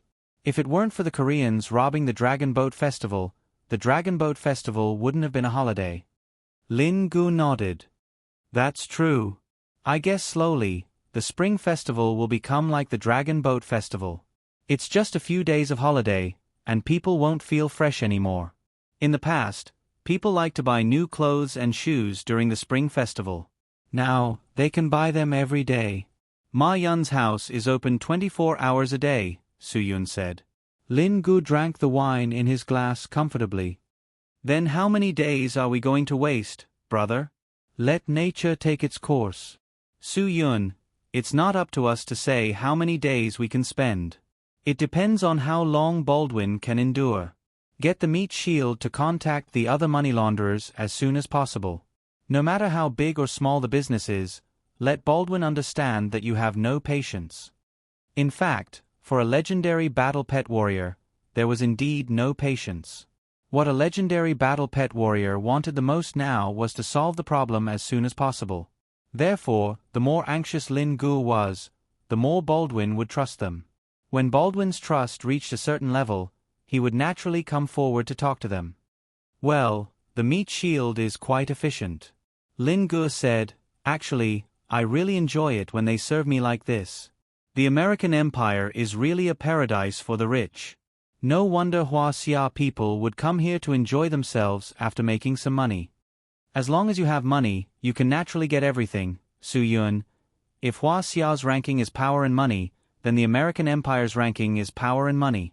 Huaxia can have money with power, but money doesn't necessarily mean power. But the American Empire can have power with money, but power doesn't necessarily mean money. Lin Gu poured another glass of wine. Is this a tongue twister? Who cares what they have? I'm definitely going to enjoy the feeling of being served by them these few days. The wool comes from the sheep's back. They only did this because they smelled the scent of benefits. Su Yun smiled. If there are no benefits, everything is just empty talk. Hee, it's just that they will never be able to get any benefits in our hands. Lin Gu took another sip. He had to admit that this wine was delicious. Brother, where do we put the money after we withdraw it? In the plane. Su Yun, that private jet of Chuanshan is such a good thing. We have to make it work. Lin Gu suddenly understood. Well, good, very good. When they left, no matter the situation, they had to fly the plane back. They had to take back all the money they needed, even if it was in the most straightforward way possible.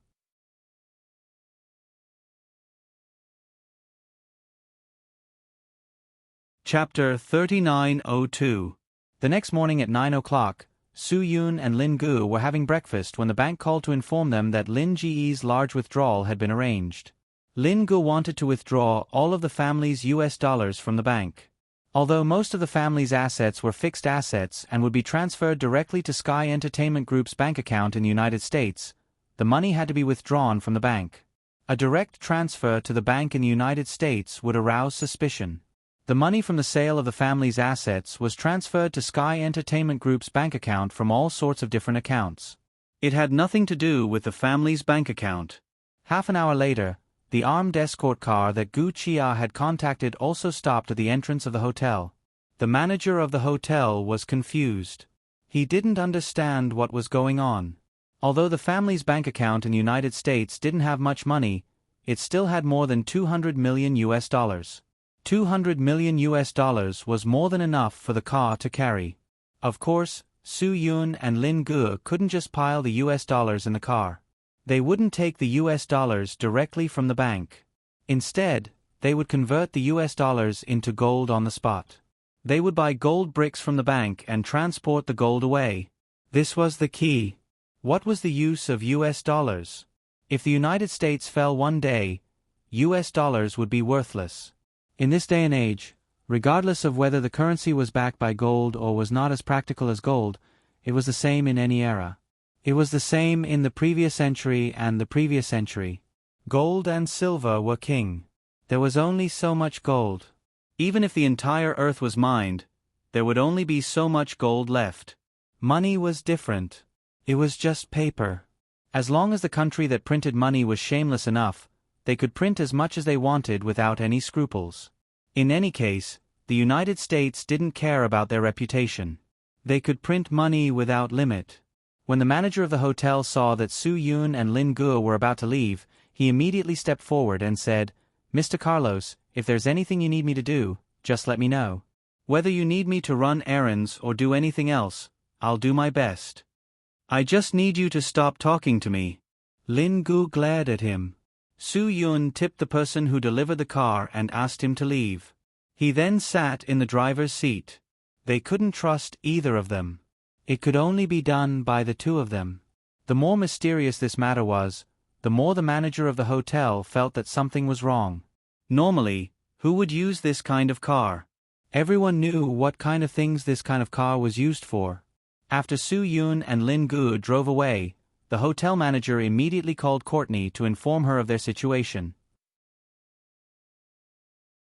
Without hesitation, Courtney asked the hotel manager to arrange for people to follow them and find out what they were up to.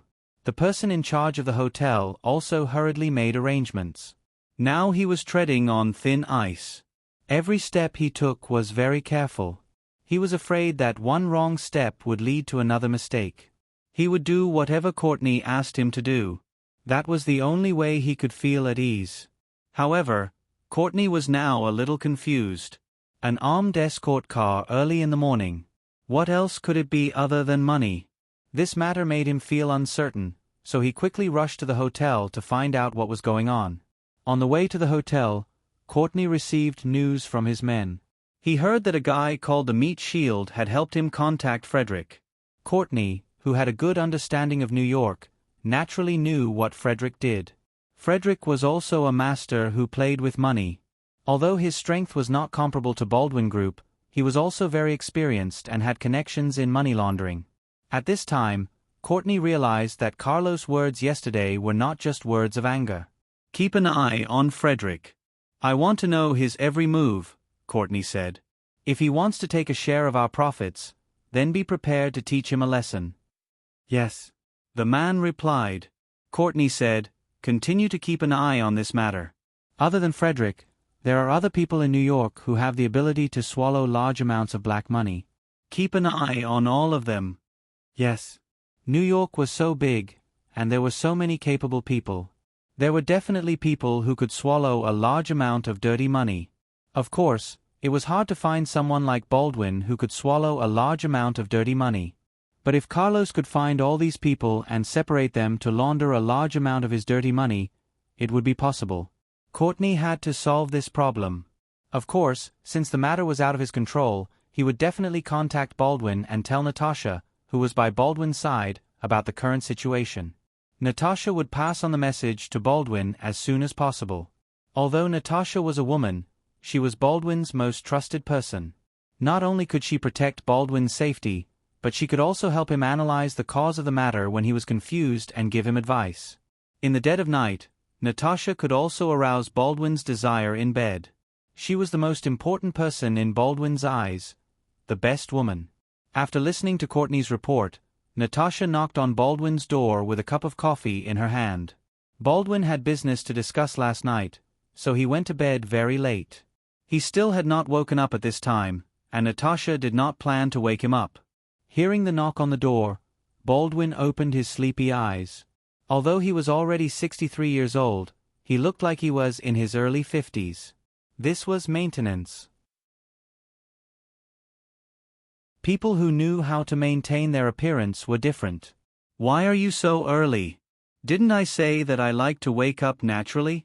"Waking up naturally is the best way to maintain one's health," Baldwin said indifferently. After saying that, he sat up. "I really didn't want to wake you up, but it's not early now.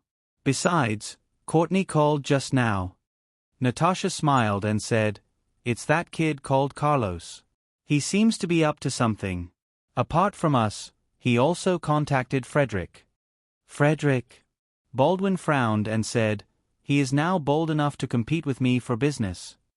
Natasha shook her head and said, "I don't think he knows that this matter is related to you. If he does, I believe he will not waste his time. Then let him talk. When he is done, have Courtney talk to him." Baldwin did not take Frederick's involvement seriously. That kid inherited a considerable amount of his father's assets. His father is a very good business partner. I wonder how he is. Isn't there a saying in Huaxia, like father, like son? Natasha said, "He may not be too bad." "That is not necessarily true." Baldwin shook his head and said, "At least half of the children of the rich in Huaxia are incompetent. Their lives of luxury have turned them into good-for-nothings." Natasha only smiled and said nothing. Even though Chuanshan's son has become an American citizen and changed his name to Carlos, Chuanshan still has not sent his son to do business with me alone? Because he is not at ease. As long as he is alive, he will not feel at ease with what his son is doing, Baldwin said. That is the root of it. Then, should we prepare to go back and meet this Carlos? Natasha said. Baldwin thought about it for a moment. He did not say anything. However, his gaze fell upon Natasha and he said, "What do you think? Do you think we should go?" The reason Carlos contacted Frederick is very simple. He wants you to meet him. Since his father can contact you to do business, he can also contact others to do business, Natasha said. Natasha said, although this is rather childish behavior, we have to admit that it will make us pay attention to him. Baldwin nodded and said, "So, you mean you want me to meet him?" After all, his father is dead. We have to at least figure out if there is a possibility of continuing to cooperate with his family in the future, Natasha said. If there is no possibility of continuing to cooperate in the future, then Carlos is a good for nothing. If there is a possibility of cooperation in the future, then why don't we give it a try and believe in his ability? Perhaps after some training, he will become even more powerful than his father. Baldwin looked out the window thoughtfully, pondering Natasha's words.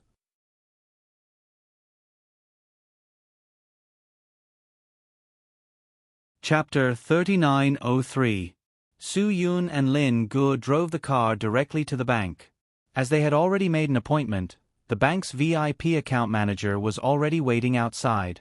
As soon as Lin Guo got out of the car, the bank's VIP account manager, James, quickly came forward and grabbed Lin Ji's hand. "Mr. Lin Guo, long time no see. You're still so energetic. Ha ha ha, come on, let's have a cup of coffee first before we talk." "No need for coffee, I'm tight on time," Lin Guo waved his hand. "Let's get down to business. I still have other things to do.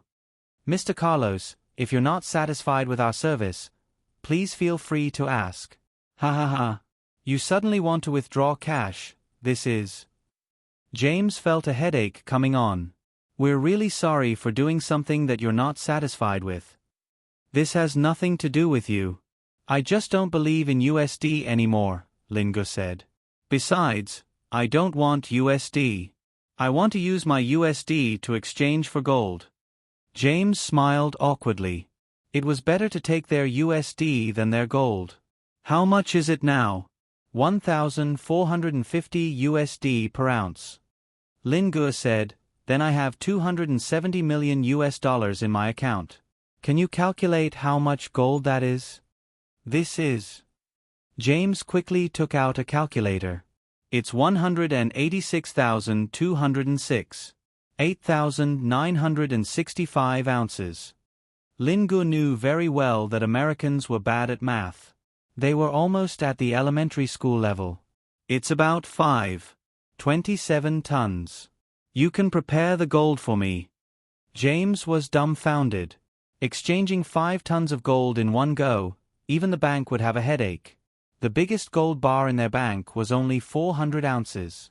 This was a total of $465.50. No wonder they drove such a super armed escort car. This kind of escort car usually had 8 people in it. In addition to cash, there was no problem with carrying weight.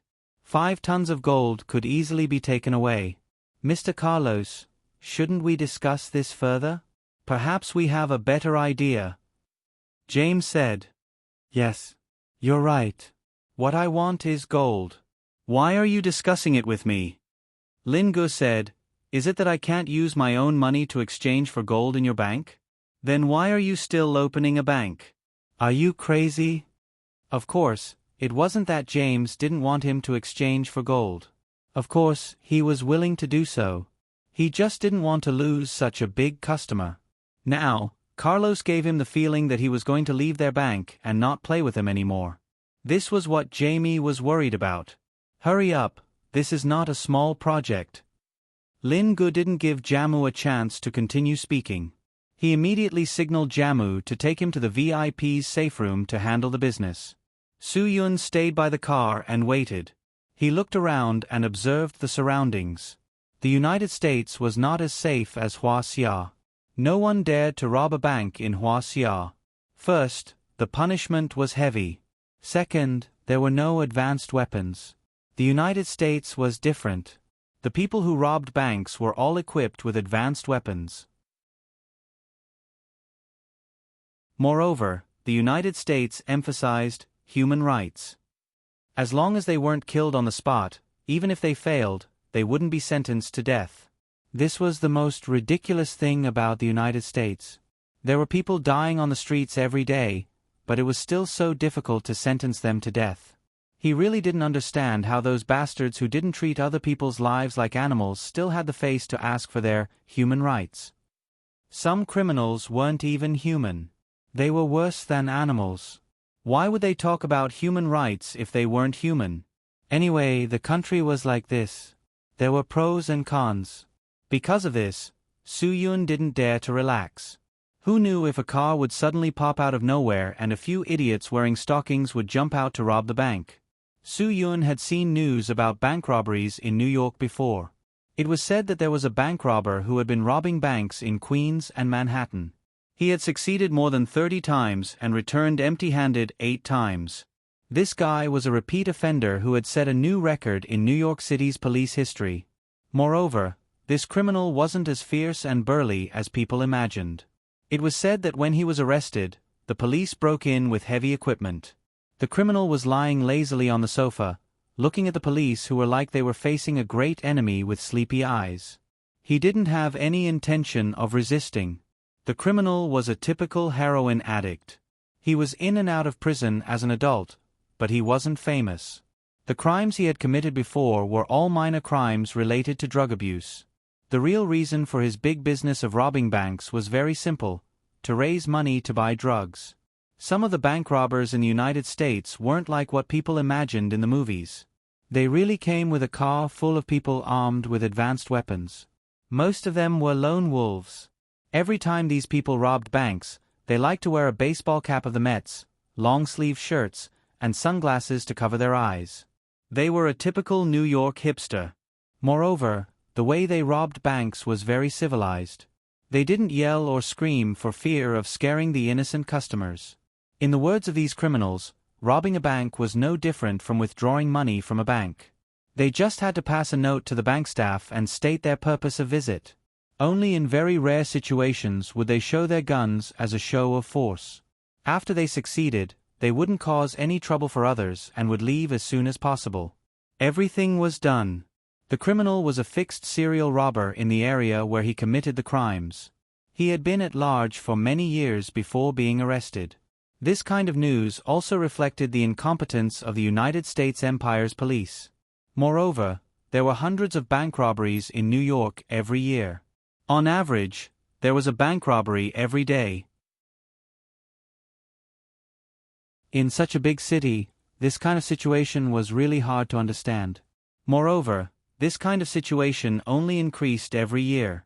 Many of the brothers on the United States Empire's highways knew that New York's banks were the easiest to rob in the world. Once this kind of thing spread, there were many people who wanted to make a fortune doing this kind of thing. Thus, New York gathered a lot of idiots who wanted to rob banks. Some people succeeded, some people were too stupid to succeed. Anyway, this kind of thing had become a common thing for New York's banks. Just as Soo-yoon was vigilant, a guy wearing a baseball cap and sunglasses strolled around the entrance of the bank. This kind of person usually didn't have anything to do. Maybe he was impulsive and wanted to rob a bank for fun? Then he would directly rob it. This was very likely to happen. After all, the United States Empire was very particular about human rights. Murder and arson wouldn't be sentenced to death. It was just robbing a bank, so it didn't matter. Soo-yoon looked at the strolling guy vigilantly. He found that there seemed to be something bulging behind the guy's waist. Basically, he could confirm that it was a gun. He reckoned that this guy really wanted to do something. Now that he hadn't done anything, Soo-yoon definitely couldn't do anything. If he went over to warn him, he might be accused of looking for trouble. At this time, Lin-gu had already followed James to his own exclusive business VIP room. This was because big clients like to do things quietly, like to keep things confidential, and didn't like to be disturbed by anyone. This was also good for Lin-gu. At least he could take his time to test the fingerprints. About 10 minutes later, the strolling guy finally couldn't take it anymore. He suddenly pulled out the gun hidden behind his waist and directly rushed into the bank's lobby. Soo-yoon could hear the guy shouting through the door, Don't move. Take out all the money. At a glance, it was obvious that he was a rookie.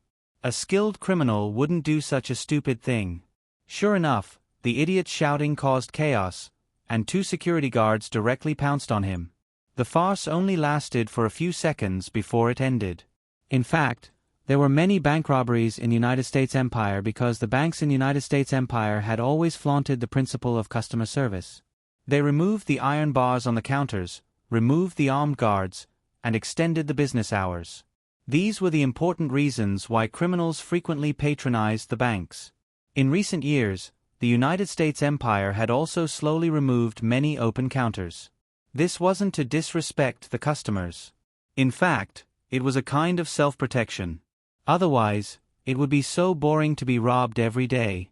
Who would still be in the banking industry?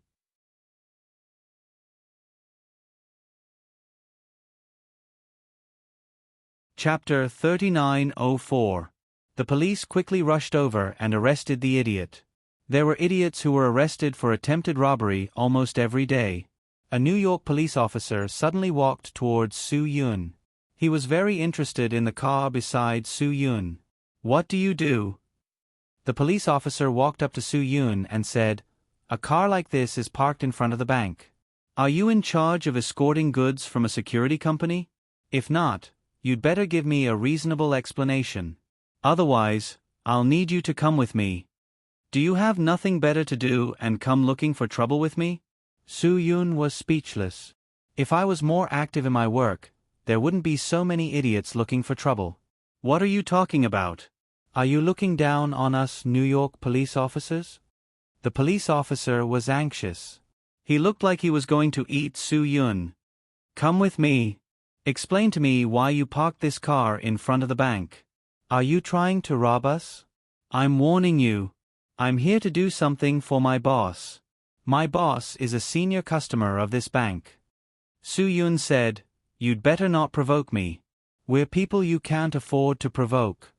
You're a Chinese. Why can't I provoke you?" The police officer was angry. After he finished speaking, he took out his pistol and roared at Su Yun, "Raise your hands. Raise them. Otherwise, I'll shoot." The police officer's roar attracted a lot of attention. However, Su Yun had to listen to him. This was the United States. The police had the right to shoot him directly. They only needed a reason to say that he might attack the police. "Do you have nothing better to do?" Although Su Yun was helpless, he could only raise his hands and let the police officer point the gun at his head. At this time, James came out from the bank. Lin Guo was determined to get the gold. Therefore, when Lin Guo went to deal with the tedious procedures and identity verification, James came out to pick up Su Yun and drove the car in. After all, it was impossible to take so much gold out and load it into the car. It would be strange if they didn't get robbed. "I'm sorry, Mr. Policeman. I'm sorry. This is our guest. If there is any misunderstanding, please forgive us. You must be more tolerant." "Thank you." James stepped forward to calm the situation down. When the police saw that someone from the bank had come forward, they didn't make things difficult for Su Yun. Although Su Yun really wanted to teach this fellow a lesson, due to his current special status, he had no choice but to suppress his anger. "Please excuse me. This is how the New York police are." James motioned for Su Yun to follow him in the car. "Let's get in the car. They can do whatever they want here." Su Yun then drove the car into the bank's courtyard. Just as Su Yun and the rest entered the bank, there were 2 cars on the street in front of the main entrance. One went from east to west, and the other went from west to east. The 2 cars didn't seem to care about the Los Angeles police officers at the entrance of the bank and stopped directly. A few well-armed guys jumped out of the car and opened fire without hesitation. The New York police officer who wanted to cause trouble for Su Yun didn't have any cover at all. He was shot dozens of times and died on the spot. The other police officers didn't react in time and suffered a lot. By the time they reacted, more than half of them were injured. Those who weren't dead didn't have much fighting power. The 6 fully armed robbers in the 2 cars were clearly prepared. Their original plan was disrupted by the idiot who robbed the bank and attracted the attention of the police. Originally, they planned to make a move after the police left, but who would have thought that the police would stay here for so long and not leave? These robbers were well-planned robbers. They arranged for the helicopter to leave when the time was up, so they had no choice but to take action. If they didn't take action now, they wouldn't be able to do anything after the time was up. In the end, this daring criminal gang went head-on against the police and robbed the bank. Soo-yoon and James were both stunned. If they had been a few seconds later, they would have been shot like those robbers. Soo-yoon wanted to go out and control the situation because these guys killed without batting an eyelid, but James pulled Soo-yoon back. "Don't get out of the car. Their target is only USD. As long as they get the money, they will leave. Don't get out of the car. You'll die if you do. We don't have money here, so they won't come looking for us." Just as the 6 guys went into a frenzy to rob the bank, the police officers who were scared shitless outside the bank gritted their teeth and picked up a gun. They shot the tires of 2 of the robbers' cars. This was the only way to limit their speed. The robbers heard the noise outside and quickly ran out to check the situation. When they found that the tires were blown out, they became angry and killed the surviving police officer. "Boss, our tires are all blown. We can't run away with the money." The robber ran back and said to the leader. The leader was stunned when he heard that. He was also very angry at the situation. He cursed unhappily and then fired a few shots at the ceiling. This was really disgusting. "It's okay, boss. I just saw an escort car drive in. We'll take that car in a while." A woman spoke. "You guys take the money first. Carl and I will go get the car." "Okay." Another robber who was taking the money threw his backpack and walked towards the woman. The woman led him directly to the escort car that Soo-yoon drove into the bank. At this time, James was still pulling Soo-yoon and not letting him get out of the car. The car door was suddenly opened. James was so scared that he almost peed. He turned around and saw a black pistol. "Get out of the car." James raised his hands in fear. "Don't shoot. I'll listen to everything you say." Soo-yoon's car door was also opened. The female robber also aimed an assault rifle at him and said, "Get out of the car now." These robbers were really bold. Soo-yoon dared to say that if they weren't worried that shooting them now would dirty the car, they wouldn't have shown any mercy. Sure enough, the moment James got out of the car, the robber pulled the trigger. With a bang, James's head burst open and he died beside the car. Soo-yoon was one step away. He believed that as long as he did, his fate would be exactly the same as James. However, Soo-yoon was not a person who would resign himself to fate. The moment his feet touched the ground, he struck forward with his elbow and grabbed the gun from the female robber's hand. After Soo-yoon took the gun, the male robber aimed at him from behind and fired. Because Soo-yoon's reaction was fast and his movements were smooth, the robber did not hit him. In the process of dodging the bullets, Soo-yoon knocked the female robber down with a punch. Soo-yoon was not sure if she was killed or knocked unconscious. At this time, Soo-yoon would not show any mercy to the fairer sex. "Come out!" The male robber roared and continued to chase after Soo-yoon. Soo-yoon took advantage of the situation and rolled forward to appear in front of the male robber. She directly threw out the gun in her hand and hit the guy's knee. The robber knelt down in pain. Soo-yoon had just gotten up and used the momentum to kick the robber's chin. The guy called Carl was kicked unconscious by Soo-yoon and the gun in his hand was thrown more than 10 meters away. The 2 robbers who came to rob the car were easily defeated by Soo-yoon. Soo-yoon was very angry at this time. The criminals of the American Empire robbed a bank in the American Empire. This was something he could not control as a Hwaseah, and he had no obligation to control it. However, these bastards actually wanted to rob the car on him, so it had something to do with him.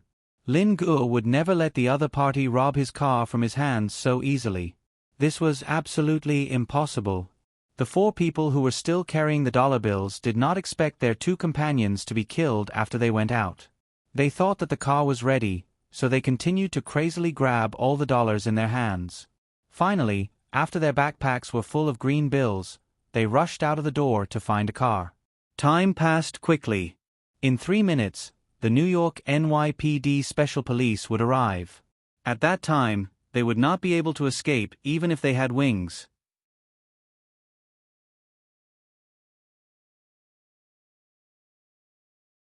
Chapter 3905. The SWAT team in New York was the same as the SWAT team in Los Angeles. They both had the famous SWAT special weapons and tactics. The New York Police Department was known as the second largest police department in the American Empire, followed by Los Angeles. Moreover, New York was the world's largest financial center and was more important than Los Angeles. Therefore, New York's special weapons and tactics were even more powerful than Los Angeles's. Of course, some people said that the Los Angeles police had the best equipment because Los Angeles was famous for its crime scene. SWAT was the SWAT team that originated from Los Angeles. In fact, in New York, one could occasionally see SWAT teams on duty. Just by looking at their equipment, one could tell that they were very powerful. Speaking of the police equipment in the world, it was estimated that none of them were as comprehensive and powerful as the American empires. From the equipment to the clothes to the weapons, they were all very sophisticated.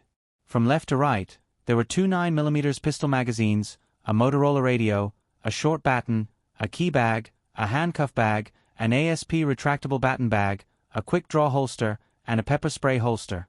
Not to mention the SWAT team, even the highway patrol and indoor traffic police used similar weapons. They also had a pair of windproof and explosion-proof sunglasses made by the Oakley Company. The American Empire's police system was very powerful, and the departments were also very complicated. Normal people would never think of it. It should be known that not only did the Tax Bureau, the Finance Department, and the Tobacco Bureau have their own independent paramilitary police forces, but every state, county, and town had their own SWAT teams. Moreover, the SWAT team had replaced the less powerful MP5 submachine gun with the M4 assault rifle. The firepower of a team of 10 people was comparable to an American infantry squad. With good equipment and a strong body, their combat power was naturally fierce. Due to the proliferation of guns in the American Empire, the American Empire's police had absolute control. If they told you to stop, you had to do it. Otherwise, you would be stopped by force. Walking on the street, if the American Empire's police suspected that you were carrying illegal guns or drugs, they would immediately pull out their guns. Regardless of whether there were contraband items, you had to immediately put your hands behind your head and stop moving. Otherwise, it was very likely that you would be shot at. This was why when the police asked Su Yun to raise his hands, Su Yun did so. After all, the police of the United States Empire represented the authority of the law of the United States Empire. In most conflicts, the courts of the United States Empire would side with the police to uphold the law. Therefore, it was best not to have any conflicts with the police in the United States Empire. After all, the police of the United States Empire dared to open fire and had the right to do so. Anyway, this group of robbers did not want to encounter the special police of New York, so they frantically rushed out with the money bags in an attempt to escape. But what made them speechless was that when they walked out, not only did they not see the prepared escort vehicle, but they also saw 2 of their companions killed. Su Yun had already driven the car in. 4 aggressive robbers carrying bags full of US dollars walked towards Su Yun's direction. Su Yun wouldn't let them ruin this cart. This cart was used to transport gold, and it wasn't something that could be taken away so easily. Lin Ge, who was busy dealing with US dollars to buy gold in the VIP room above the bank, had no idea what was going on below. The soundproofing effect of the room was very good. The downstairs was a mess, and the upstairs was still working in an orderly manner as if nothing had happened. You did it? The robbers rushed towards Su Yun aggressively, as if they wanted to eat Su Yun alive. Su Yun shook his head and pointed at the security guard with an innocent expression. The bank's security guards had already gone soft. Previously, when they were facing fools, they could still go forward to solve the problem. When they faced these armed robbers who dared to kill the police, they didn't dare to act rashly. All the security guards hid in their own places and didn't dare to show their faces. The 4 robbers glared at Su Yun fiercely. "Throw the money into the cart for us. Quick." Su Yun nodded and looked very cooperative. Do you know how to drive? If you know how to drive, then go up and turn the cart around. The robber said angrily, Don't waste time. Be careful or I'll shoot you to death. Su Yun still cooperated. These guys had guns in their hands. If the four of them shot at him at the same time, he couldn't guarantee that he wouldn't be injured. Moreover, Su Yun didn't want their bullets to damage the cart. When Su Yun cooperated with them to turn the cart around, the four robbers also went forward to carry their companions. They couldn't leave two of their companions behind. It was hard to say whether they were loyal or not, but they were definitely worried that if their companions were caught, they would be betrayed. The sirens sounded in the distance. The robbers realized that there was no time. They had to leave immediately. Drive the cart here. We have to leave immediately. The leader of the robbers shouted at Su Yun. They carried their companions in the direction of the cart and motioned for Su Yun to come forward to pick them up.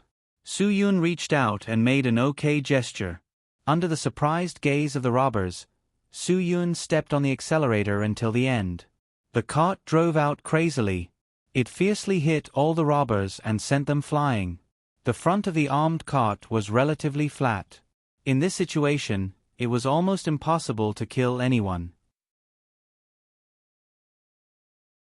However, the impact was enough to make these guys lie in the hospital for 10 days to half a month. After the robbers were sent flying, the New York SWAT cars surrounded them. At this time, Su Yun had already jumped out of the cart. He looked up at the surveillance camera above. The video recorded here could help him get rid of all the trouble. At this moment, Lin Ge still didn't know what was happening outside. After everything was settled, Lin Ge was about to come down to see the gold. Only then did he realize that there was such a huge problem below. Su Yun was being investigated. The bank had also arranged for people to solve and explain this matter. Soon, the video was obtained by the police. After the police watched the video, they determined that Su Yun's actions were righteous and courageous. They also specially expressed their gratitude. Su Yun didn't care about this gratitude. He cared that the cart had to be left behind and couldn't be towed away.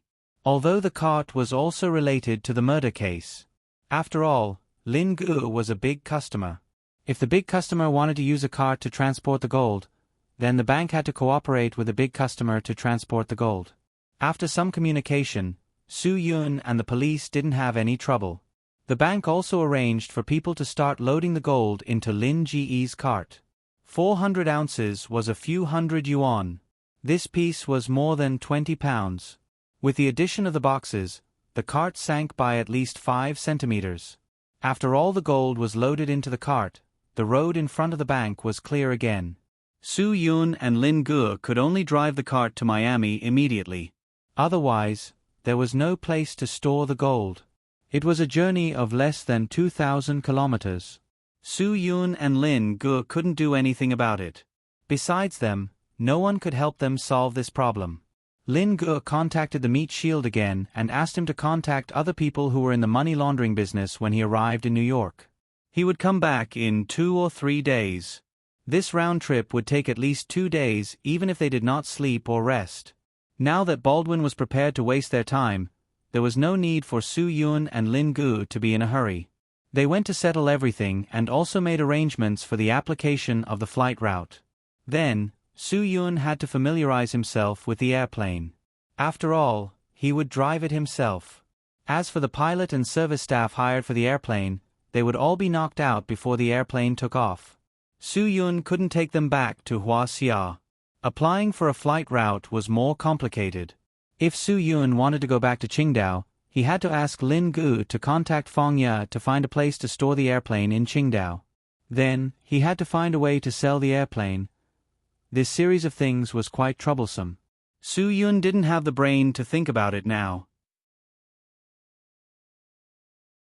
When the problem was solved, he wouldn't think about it himself. All the troubles needed to be solved by someone who knew the market. That was much simpler. They didn't have experience in this area. It was a lot more troublesome to figure it out. This kind of trouble was actually particularly troublesome. The two were now far away from New York and driving on the road to Miami. In fact, The charming South Coast was a very good city.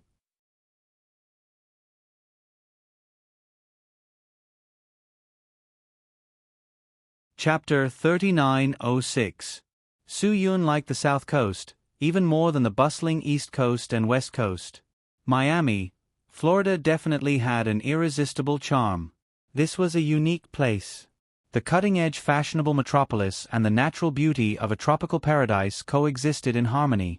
This was an international metropolis with a constant temperature all year round and a top-notch beach. There were vibrant artistic and cultural landscapes, as well as famous nightlife and world-class restaurants. When Su Yun and the others arrived, it was around 10:30 at night. The whole city was as hot as fire. Lights were everywhere. Because Su Yun and Lin Gu were not familiar with the roads, they strayed into a red light district as soon as they arrived in Miami. This really surprised Lin Gu. The red light district in Miami was very lively. In the middle of the night, the other side of the world was really open. Lin Gu could not help but exclaim, "Brother, you said all along the way that you liked the feeling of this city very much. Is it because of this?" Lin Gu joked. Su Yun rolled his eyes at him. This city would be perfect if it didn't have too chaotic yellow culture and drug harassment. Unfortunately, nothing in the world is perfect. It's because this place is too charming that these things exist. A mobile minibus suddenly passed by Su Yun's car and stopped. A man on the side of the road got on directly. Because the glass of the minibus was very polished and the lights were on inside, Su Yun and Lin Gu both saw that as soon as the man got on the bus, a woman in the car went up to the man and offered him a lap dance service. Then the man took out his wallet to make a deal. "It can't be, right? Even this stuff is mobile?" Lin Gu exclaimed. "The Americans are really high. They have so many tricks up their sleeves. Find a place. We don't have time to play yet.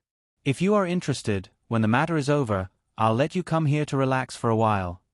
Su Yun laughed. "Forget it. I don't have the intention to seek pleasure." Lin Gu said, "It's just that this place is really like Hua Xia celebrating the New Year. It's so lively in the middle of the night. Let's just treat it as though we're celebrating the New Year here." Behind the glamour of prosperity, there is always more chaos that no one knows about. Su Yun looked out of the car window. After arriving at this charming city, he didn't have a good feeling about it. There were always some places in the world that attracted people's attention. Here, there were lights and feasts, here, there were songs and dances, and here, the night was no longer lonely, but a gathering place for revelry and passion. This was the Miami of the American Empire. For anyone who wanted to have fun, there was no shortage of places for them to indulge in their passion. The South Beach of the United States was the best place for nightlife because there were many bars, nightclubs, restaurants, private clubs, and so on. Some people said that the name of Las Vegas as the city of sin had been taken away by Miami. Perhaps that was really the case. Miami, located on the Atlantic Ocean, made Su Yun and Lin Gu feel a sense of Spain from head to toe. This place was full of Caribbean architecture, and Spanish was even more popular than English. Lin Gu felt that these Caribbean architecture was very familiar, so he had an inexplicable good impression of it. This hot city was like a Spanish bullfighter, brave and aggressive. Because this place was very close to Haiti and some other Caribbean island countries, it naturally became a natural place for drug trade and prostitution. Here, on the beach during the day, all kinds of beauties were teasing people's eyes, and at night, the city of sin showed its true face. Su Yun and Lin Gu felt comfortable at the most famous resort in the United States, but at the same time, they also felt a sense of discomfort. Do you know, this place is one of the favorite filming cities for Hollywood movies? The Fast and the Furious 2 was shot here. Su Yun looked out of the window and drove slowly. Miami is a place full of fast and furious, but also a pair of contradictions. Full of drugs, drunkards, dirty models. Lin Gu grinned and sighed. If this place didn't have so many dirty things, it would actually be a pretty good place. Even if there were, it would be difficult to suppress the charm of this city. Su Yun, there was a movie some time ago, and I thought it was particularly suitable to shoot here. But considering the chaos of this place, let's forget about it. The chaos that Su Yun was talking about was not these girls who were in the prostitution business. Although this kind of chaos was also disgusting, it was not as dangerous as drugs. The south coast of the United States could be said to be a place that was attacked by South American drug trafficking countries through sea, land, and air, so it was impossible to control. There were many open drug transactions on the streets of this place, and the police could not take care of it at all. Moreover, drug dealers were not so friendly with each other, and it would lead to gunfire at the slightest provocation. Once gunfire broke out, the situation would become very serious, and someone might get hurt. This was the reason why Su Yun decided not to let the movie director shoot here in the end. It was too chaotic. Su Yun and Lin Gu drove through a red light district, and they saw all kinds of prostitution and drug transactions on the side of the road at least a dozen times. This chaos was simply inconceivable. But what were the police doing? Perhaps the police in Miami were also watching the dancers' pole performances in the midst of the revelry. They did not have the time to clean up the chaos in this city. Perhaps the more chaotic this city was, the more developed it was. Su Yun and Lin Gu finally drove out of the red light district. After setting the GPS, they began to look for the private airport where the plane was parked. Many rich people in Miami had private planes. Some of these rich people were drug dealers, and some of them were guys who flew over from South America. As long as they had enough capital to pay, there would be no problem for the plane to land at the private airport in this place. As long as they paid enough money, there would be people who would help them directly. These people were actually not much different from Hua Xia's scalpers. However, these people were more powerful than the scalpers in that they had a certain amount of hard power in the local area. Because they had hard power, they could do these things well and solve problems perfectly. This way, they would be able to get more customers.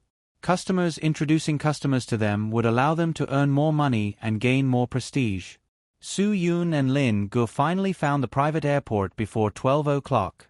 According to the procedure, they found the plane attendant. Lin Gu showed his legendary identity, and the attendant agreed to take him to find the plane at 9 o'clock tomorrow morning. It was too late now. Su Yun directly took out two $50 bills and handed them to the attendant. The attendant began to look for the key without saying a word. After more than an hour, Su Yun and Lin Gu finally saw Chuanshan's private plane. "We'll stay here tonight. Do you have any objections?" Su Yun took out two $50 bills when he asked, but he was not in a hurry to give them out. When the attendant looked at the dollars and nodded repeatedly, saying that there was no problem, Su Yun gave him the money. Although this guy was tormented and did not rest well at night, this was his job after all. Moreover, he earned $200 for free.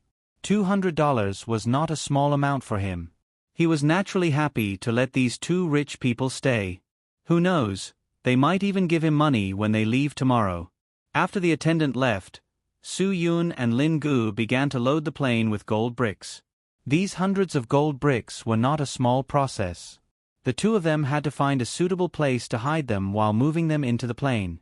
They also had to remember every place where the gold bricks were hidden. The project was very big. The two of them worked like this for more than 2 hours before they finally hid all the gold bricks in Chuanshan's private plane. Then, the two of them directly fell asleep there. They did not wake up until the next morning. They went to find the attendant and asked him to find the scalpers who arranged the route. They also found the plane maintenance team to check the plane. When everything was done, it was already noon the next day. Su Yun and Lin Gu were still wondering if there was anything that they had not thought of. P.S. If you want to know more about the Pen Spirit and know about the daily life of the Pen Spirit, you can follow the Pen Spirit's WeChat account. Learn about the daily life of the Pen Spirit and find a sense of superiority. Follow the Pen Spirit's Sleepwalking WeChat account. The steps are as follows. Open WeChat, click on the upper right corner, click on Add Friend, click on the account, enter QQ276432835 or directly enter the Pen Spirit Sleepwalking, search, follow.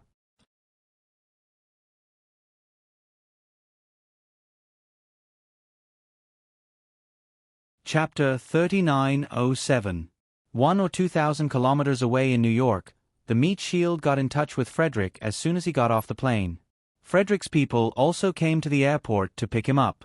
Because the meat shield was a very big business, Frederick attached great importance to him. Frederick was a guy who relied on selling used cars to get a foothold in New York. Later on, he used the used car business to help some people transport drugs. After that, he slowly made a name for himself. Now, he could be considered a famous person in New York. Of course, anyone who had a legitimate way to make money would have their eyes on the money laundering industry. Frederick also started doing money laundering business under the influence of his friends. He helped people launder money and then took a part of the profits. When the meat shield contacted Frederick, he told him that he wanted to transfer a few billion USD to New York's fixed assets through him. This wasn't a difficult thing for Frederick. He immediately agreed. After agreeing, Frederick worshipped the meat shield as his god of wealth. After the meat shield got off the plane, he was taken to a luxurious restaurant by Frederick's people. This kind of treatment surprised the meat shield. A few billion USD. Even if he took 10% of the fees, he could still make a few hundred million USD. Such a large sum of money, who wouldn't be jealous? That would be crazy. The meat shield didn't know that the money from selling the movable assets was actually transferred to Sky Entertainment's account in the United States. He naively thought that the money really needed to be transferred, so he became rich and overbearing. One must know that in the end, if these people didn't get the benefits, or if they knew that the meat shield was playing them, they wouldn't let him go. Of course, the meat shield didn't know that he was playing with them. The meat shield always thought that he was doing what he really needed to do. Mr. Frederick, you're making me feel embarrassed. Ha ha ha, we're all brothers, there's no need to be so polite. The meat shield said to Frederick. What are you talking about? This kind of treatment is a bit degrading. Frederick said politely. As brothers, although we've known each other for a long time, we haven't contacted each other much. After all, you're in Los Angeles and I'm in New York. Now that you're coming to New York to develop, we must communicate more. Of course, we will definitely communicate more. The meat shield nodded and said, what we need to do now is to discuss our business. Mr. Carlos is so rich? Frederick said with a smile, such a large sum of money. It's not easy to get. The meat shield smiled. Of course I know it's not easy to get such a sum of money. If you're willing to give me some time, I can give it a try. Of course, I understand the delay. My fee will be lower than normal. What do you think? Frederick had already started to plan in his heart. The meat shield frowned. I can't say for sure. Our boss is an impatient person. He doesn't care about money. Maybe he won't accept it. Frederick hurriedly waved his hand and said, it doesn't matter if you can't accept it. I understand. It's good that you understand. The meat shield said, now, our boss just wants to know, how much can Mr. Frederick swallow? 100 million. 100 million can definitely solve this problem. I believe I have the ability. Frederick said, this is the most I can take at one time. The meat shield nodded. Okay, I understand. Mr. Frederick, as long as you can guarantee safety, I believe my boss is willing to cooperate with you. Let's have a happy cooperation. After saying that, the meat shield raised his glass. Frederick also raised his glass.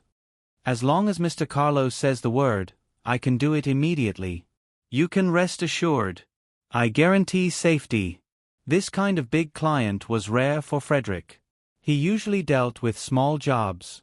30 million or 50 million was already considered a big job. After all, Frederick was a criminal organization that couldn't be compared to the Baldwin Group. Cheers. After a pleasant conversation, Frederick gave the meat shield a box of high-quality cigars. Frederick also hoped that he could get a big client that he contacted all year round. After all, this Carlos came from Los Angeles, and there would definitely be more opportunities to work with him in the future. These rich people were his resources. Frederick knew very well that unless he could reach the level of Baldwin, he wouldn't need to care about the face of these money launderers. Now, in Frederick's eyes, the money launderers were his god of wealth. In the end, Frederick arranged for someone to send the meat shield to the hotel arranged for him. He also found 2 beautiful girls for the meat shield to serve him. Only then did he feel at ease. If he could get rid of the meat shield first, it would mean that he had established a good relationship with Carlos. Frederick was satisfied and prepared to get into the car to rest. However, when he opened the car door, a familiar figure walked up to him. "Mr. Frederick," Courtney said indifferently. "What a coincidence. My brother, I didn't expect to meet you here." Frederick smiled and greeted Courtney. "Why, are you here to eat too?" Courtney shook his head. "Actually, it's not a coincidence. I'm here to look for you. Mr. Frederick, I wonder if you still have time?" Frederick knew that Courtney was one of Baldwin's men. Moreover, he was vicious and merciless. He was someone he couldn't afford to offend and could only avoid. Thus, he smiled and said, "I'm really sorry, my brother. Just now, my family called and said that there is something urgent that I need to go back to take a look at. So, do you think we can make an appointment another day?" "Something happened to your family?" Courtney was stunned. "That shouldn't be. I didn't ask my men to do anything. Did they not understand my words? Mr. Frederick, you should ask me if I've hurt your family. I need to apologize for this." Of course, Frederick understood what Courtney was trying to say. A threat. A direct threat. Frederick was stunned. He was certain that his family was still fine. However, he also knew that Courtney had arranged for someone to make a move on his family at any time.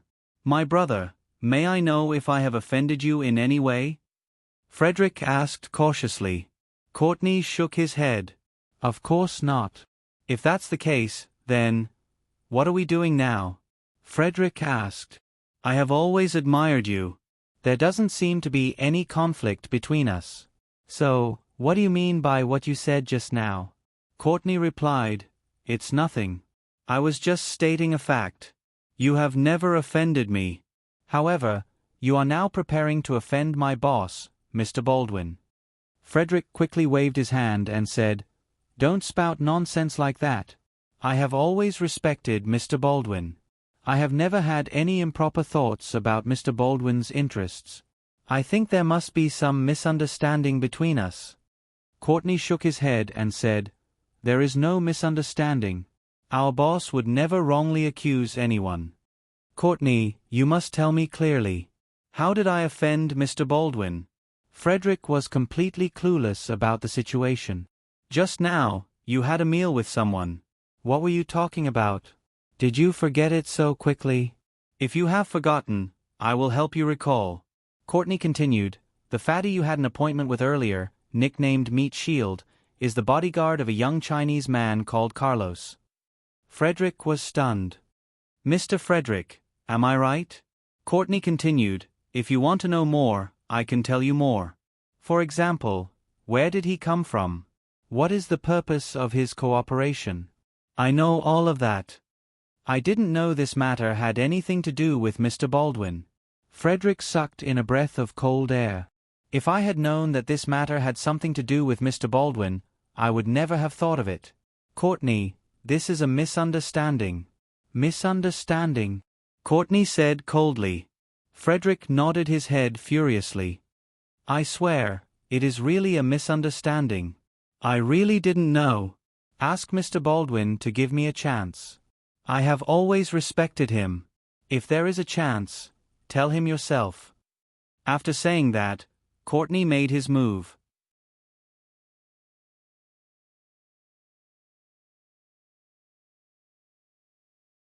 Chapter 3908. The news of Frederick's tragic death in front of the hotel quickly spread throughout New York. Even if everyone knew that it was Courtney who killed him, and even if everyone knew that he offended Baldwin for some reason, no one dared to touch the Baldwin Group's people. The spread of such incidents often exceeded people's expectations. Even the Meat Shield, an outsider from New York, learned the news in a short time. The Meat Shield was shocked when he heard the news. The hotel he was staying in now was arranged by Frederick. Thinking of this, the Meat Shield quickly got up and left this place. In fact, he knew very well who was behind this. It was just that the Meat Shield didn't expect Baldwin's people to act so quickly. They didn't give him any time to react. This made the meat shield break out in a cold sweat. An hour later, when the meat shield found another place to settle down, he finally calmed down. After the meat shield came to New York, Frederick was not the only one he contacted. He also contacted other people who made a living in this bowl. It was estimated that those people had also received the news of Frederick's death at this time. The meat shield just took a sip of water when he received a call from Ferrero. Ferrero's status in the New York underworld can be regarded as an aristocratic family. He was quite powerful, so he had the most comprehensive information. When the meat shield picked up the phone, Ferrero spoke straightforwardly, "Meat shield, it's me. I'm afraid there's no possibility of continuing the cooperation we talked about before. I think you should be able to guess the reason, right?" The meat shield froze for a moment. He didn't expect Ferrero to speak so directly. "Mr. Ferrero, is it because of Frederick's death?" "Yes." Ferrero said bluntly, "Frederick's death is not strange. I believe you and I both know the reason." The meat shield swallowed a mouthful of saliva and stopped talking. "When you contacted me before, I did have doubts. I also thought about why you came to us. With such a large sum of money, it's most convenient to find Baldwin. It seems that I didn't think too much. You were originally Baldwin's collaborators. As for why you looked for other partners, I don't know. But as a friend, I want to warn and remind you that Mr. Baldwin is not a person who will easily give up his interests." The meat shield listened without saying a word. In fact, Ferrero was not a friend. He said this because of some other concerns. "I respect Mr. Baldwin very much. We have cooperated in some areas and shared interests."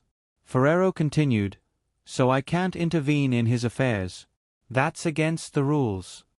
"I understand what you mean." The meat shield nodded. "If there is a chance in the future, we will definitely cooperate. But this time, we all understand. There are some things that we can't change." Ferrero hung up the phone after he finished speaking, leaving behind a depressed human shield. The tank didn't expect them to be so passive. At first, he thought that the temptation of such a large sum of money would make Baldwin unable to resist bowing to them. The tank also thought that he would gain status and recognition in New York because of this. After all, in New York, as long as one had Baldwin's approval, others would give them face. No one would provoke someone who had a good relationship with Baldwin. This way, it would be easy for the meat shield to survive in New York. Even if he left Carlos in the future, he would still be able to survive here. This was a good thing for the meat shield. However, such a good thing that could only bring benefits and no harm had suddenly turned into a bad thing. Now, the tank was like a hot yam for the New York Mafia. It could be seen from Ferrero's attitude that anyone who was in contact with the tank could become a potential target of the Baldwin group. Courtney was also a vicious and merciless person. When he killed someone, he never thought about anything else. Even Frederick, who was more or less a boss, did not have the slightest scruple when he killed someone. The tank thought about his list. There were still 2 people who had been in contact with him. He didn't know what their situation was now. If possible, even if it was only one person in the end, it would be good. However, bad news came one after another at this moment. It was as if a faucet had been opened. What the tank didn't expect was that in such a short time, he received the death message of a second person. This time, the guy who died only had a few phone calls with him to discuss this matter. After the tank came to New York, he only had a phone call with him. They didn't even agree on a time to meet. Baldwin's power made the tank start to feel a little scared. He was afraid that Mr. Baldwin would be angry at him for contacting the other people. When that happened, the trouble might fall on him. The tank had heard of Courtney's skills. He was very powerful. Although the tank was confident in himself, he didn't want to take risks in New York. He was not familiar with this city. He was a person who mingled on the West Coast. When he came to the East Coast, he could only be regarded as a newcomer. Let's put it this way. Even if the tank could kill Courtney, it would be impossible for him to escape New York. So, once the tank provoked them, no matter what the result was, he wouldn't have a good ending. The phone rang again. The tank was shocked. When he saw that the caller was Hueda, he couldn't help but swallow a mouthful of saliva. Hueda was Chinese. The Hu family in New York was considered an old Chinese. Otherwise, as a Chinese, the Hu family wouldn't have been able to gain a foothold in New York. Hueda was the only Chinese he contacted this time. He was also one of the more powerful Chinese people in New York. It was just that in many people's eyes, Old Hu used to have a lot of influence in New York. However, a month ago, Old Hu died of cancer. Everything was left to Hueda. Because the Hu family was Chinese, Hueda was deliberately trained by his father, Old Hu, since he was young. He even found a very powerful beginner master to practice Hua Xia Kung Fu. So, Hueda was different from his younger brother and sister. He was a person who admired martial arts and had a certain level of strength. Another point was that Hueda was very conceited. He was even more conceited than Old Hu. Hueda had a saying, "When my father gained a foothold in New York, Hua Xia hadn't yet gained a foothold in the world. Now, Hua Xia has already gained a foothold in the world. It is a country with status and identity. I, Hueda, naturally have a more stable foothold in New York than my father." Although he had already received an American ID card, Hueda still maintained a Hua Xia heart. This passion was really touching. The meat shield picked up Hueda's phone and asked carefully, "Mr. Hu, are you looking for me to talk about cooperation?" "Meat shield, I think we need to talk about this issue as soon as possible." Hueda said, "I believe you didn't just look for me. You also looked for other people, right?" The meat shield didn't answer. Hueda continued, "2 people died in New York today. As far as I know, these 2 people were involved in money laundering business. I also learned that the person who wanted their lives was the same person. I don't need to say who it is. We all know. Mr. Hu, I know your concerns." The meat shield explained, "But I don't have any concerns. You misunderstood me." Hueda said, "I don't need you to explain this matter.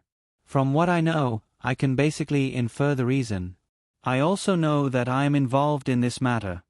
The meat shield felt like a fishbone was stuck in his throat. He didn't know what to say. "Now, let's meet somewhere." Hueda said, "In New York, everyone is afraid of Mr. Baldwin. But I am not afraid of him. I, Hueda, do things by the rules. I believe that Mr. Baldwin will also follow the rules to me. If he doesn't follow the rules, then I won't follow the rules either. If everyone doesn't follow the rules, New York will be in chaos." The meat shield was stunned. Hueda's words were too arrogant. He didn't want to give Baldwin any face at all. "You don't have anything to worry about, meat shield. Come to our Hu family's Chinese restaurant in New York. It is the most famous Chinese restaurant in Manhattan. You don't need to ask around to know." Hueda said, "I will treat you to a meal. Let's meet and talk." But no buts. Even Baldwin won't act rashly in my restaurant. Moreover, Courtney is just Mr. Baldwin's dog. Hueda's words were bold.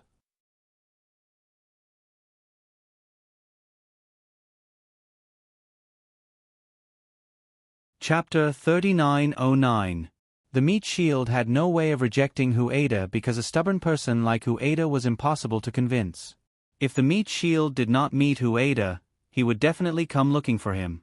In that case, it was better for the meat shield to meet Hueda. At least he would not be implicated in this mess. After all, Baldwin would not do anything to him now.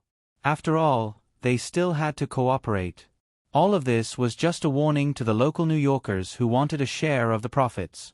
Hueda was not afraid of death, so the meat shield had no choice but to fulfill his wish. The Chinese restaurant that Hueda mentioned was indeed easy to find. It was indeed the most worthwhile Chinese restaurant in Manhattan. Setting aside the magnificent Chinese decor, the meat shield would not appreciate such luxurious decor. The meat shield preferred simple and casual dining. Eating in such an environment was actually very stressful. Just based on this, the meat shield had to admit that Hua Xia people had the strongest aura in the world. Compared to the extravagant extravagance of England, Hua Xia people's low-key extravagance had more substance. The dignity that it brought was not something that ordinary people could enjoy. As soon as the meat shield entered the restaurant, Hueda strode towards him. "Meat shield. I thought you wouldn't dare to come." Hueda was a muscular man who was 1.9 meters tall. He had a full beard, thick eyebrows, and a square face. One look and one could tell that he was a typical Huaxia person. "Mr. Hu, this place of yours is really good," the meat shield praised. Hueda was very forthright. He grinned and said, "This is just a small restaurant. If you like it, you can come here to eat any time in the future. Just treat this as your own restaurant. It's all on me." Huaxia people like to do things openly. This was something that the Americans did not have.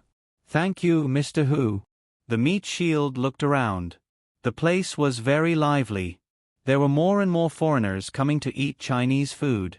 It was only dinner time. "You Americans really don't have good food. You haven't eaten anything good."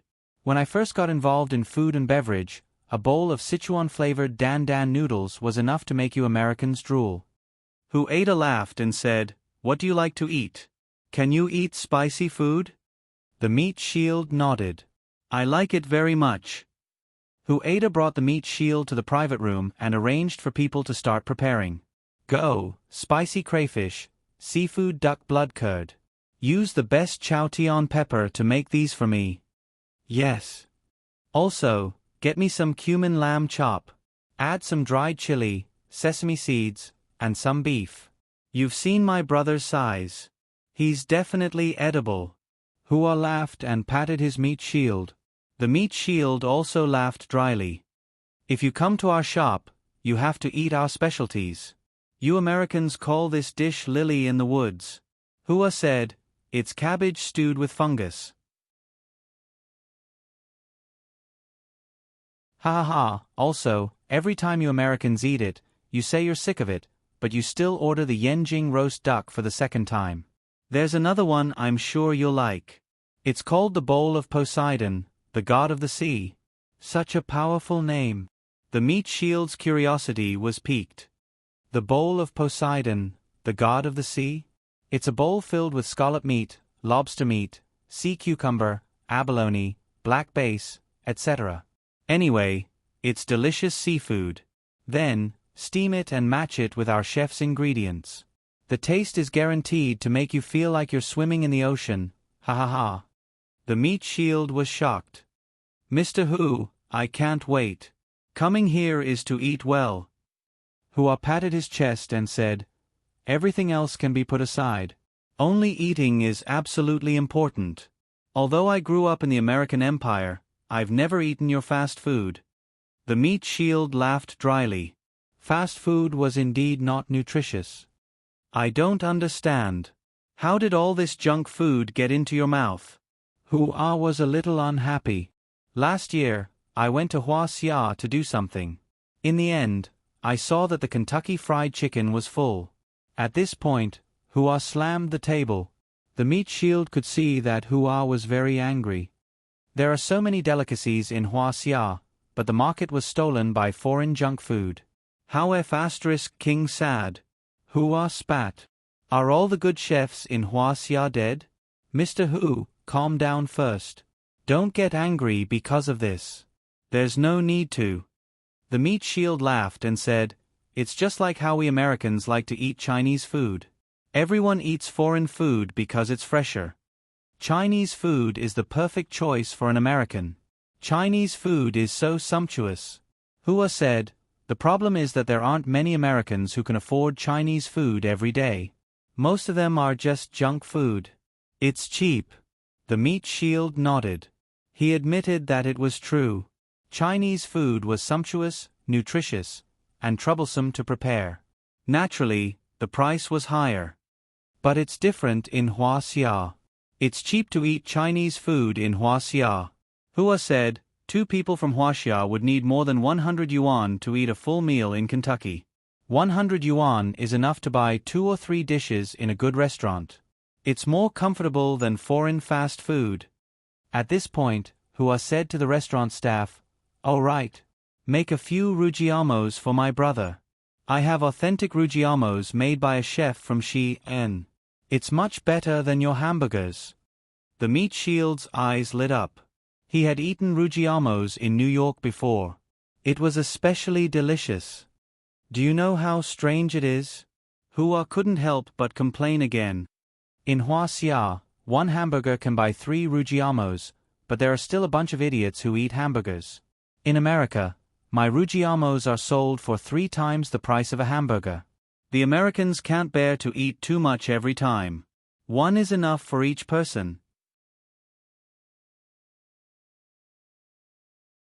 In Huaxia, you can eat until you're full with 20 renminbi. In my restaurant, it's $20 for one. Boss, do you need anything else? The restaurant staff asked Hua. Hua waved his hand.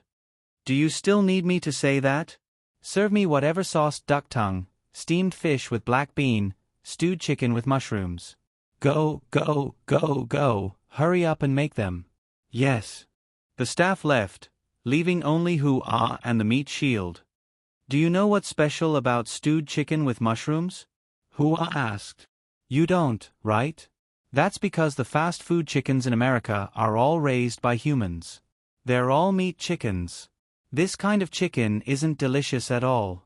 My stewed chicken with mushrooms is different. What's the difference? The meat shield was definitely an experienced foodie. This is called strolling chicken. Hua said. In Huaxia, it's called strolling chicken. This is what our northeastern chef said. If it's not strolling chicken, it's definitely tasteless. Only strolling chicken tastes good. The meat shield looked at Hua blankly. What's a strolling chicken? It's the kind of people who just stroll around and do nothing. Today, they'll stroll around here, and tomorrow, they'll stroll around there. They don't eat food, they'll just catch some bugs or grasshoppers and eat them. They're picky eaters. Hua said, All right, I won't tell you any more. You'll know when you eat it later. Okay. The meat shield couldn't hold back anymore. As the two of them were chatting happily, the door to the room opened. The long-haired Courtney stood at the door of the private room. He smiled at the meat shield and Hua. The meat shield's jaw almost fell to the ground. When Hua saw Courtney, he couldn't help but frown. His mood of chatting earlier instantly disappeared. Mr. Hu's research on food is really extraordinary, Courtney said with a smile. Hua looked at Courtney and said bluntly, I'm here to treat a friend to a meal and discuss business. As an outsider, isn't it a little inappropriate to disturb me? Sorry, Mr. Hu. I know you're a person who pays attention to the rules, Courtney said. I'm also here to eat Chinese food today. However, I heard that you're also treating a friend to a meal here. Coincidentally, I also know this friend of yours. After Courtney said that, he looked at the meat shield and smiled. The meat shield couldn't possibly say that he didn't know him. The meat shield could only smile along with Courtney and say, This is really too much of a coincidence. There's a saying in Huaxia that goes, No story without coincidences, Courtney said. Although I don't know how to use it, since we've met today, it's fate. I'm here to ask for a glass of wine. I believe Mr. Hu won't refuse, right? You're a guest when you come here. You don't have to abide by the rules, but I, Hua, am a person who abides by the rules, Hua said. Since you're here, I have nothing else to say. Take a seat. You're tuning in to the Narrate and Escape YouTube channel. Don't forget to subscribe and join us on this journey to catch the most captivating stories.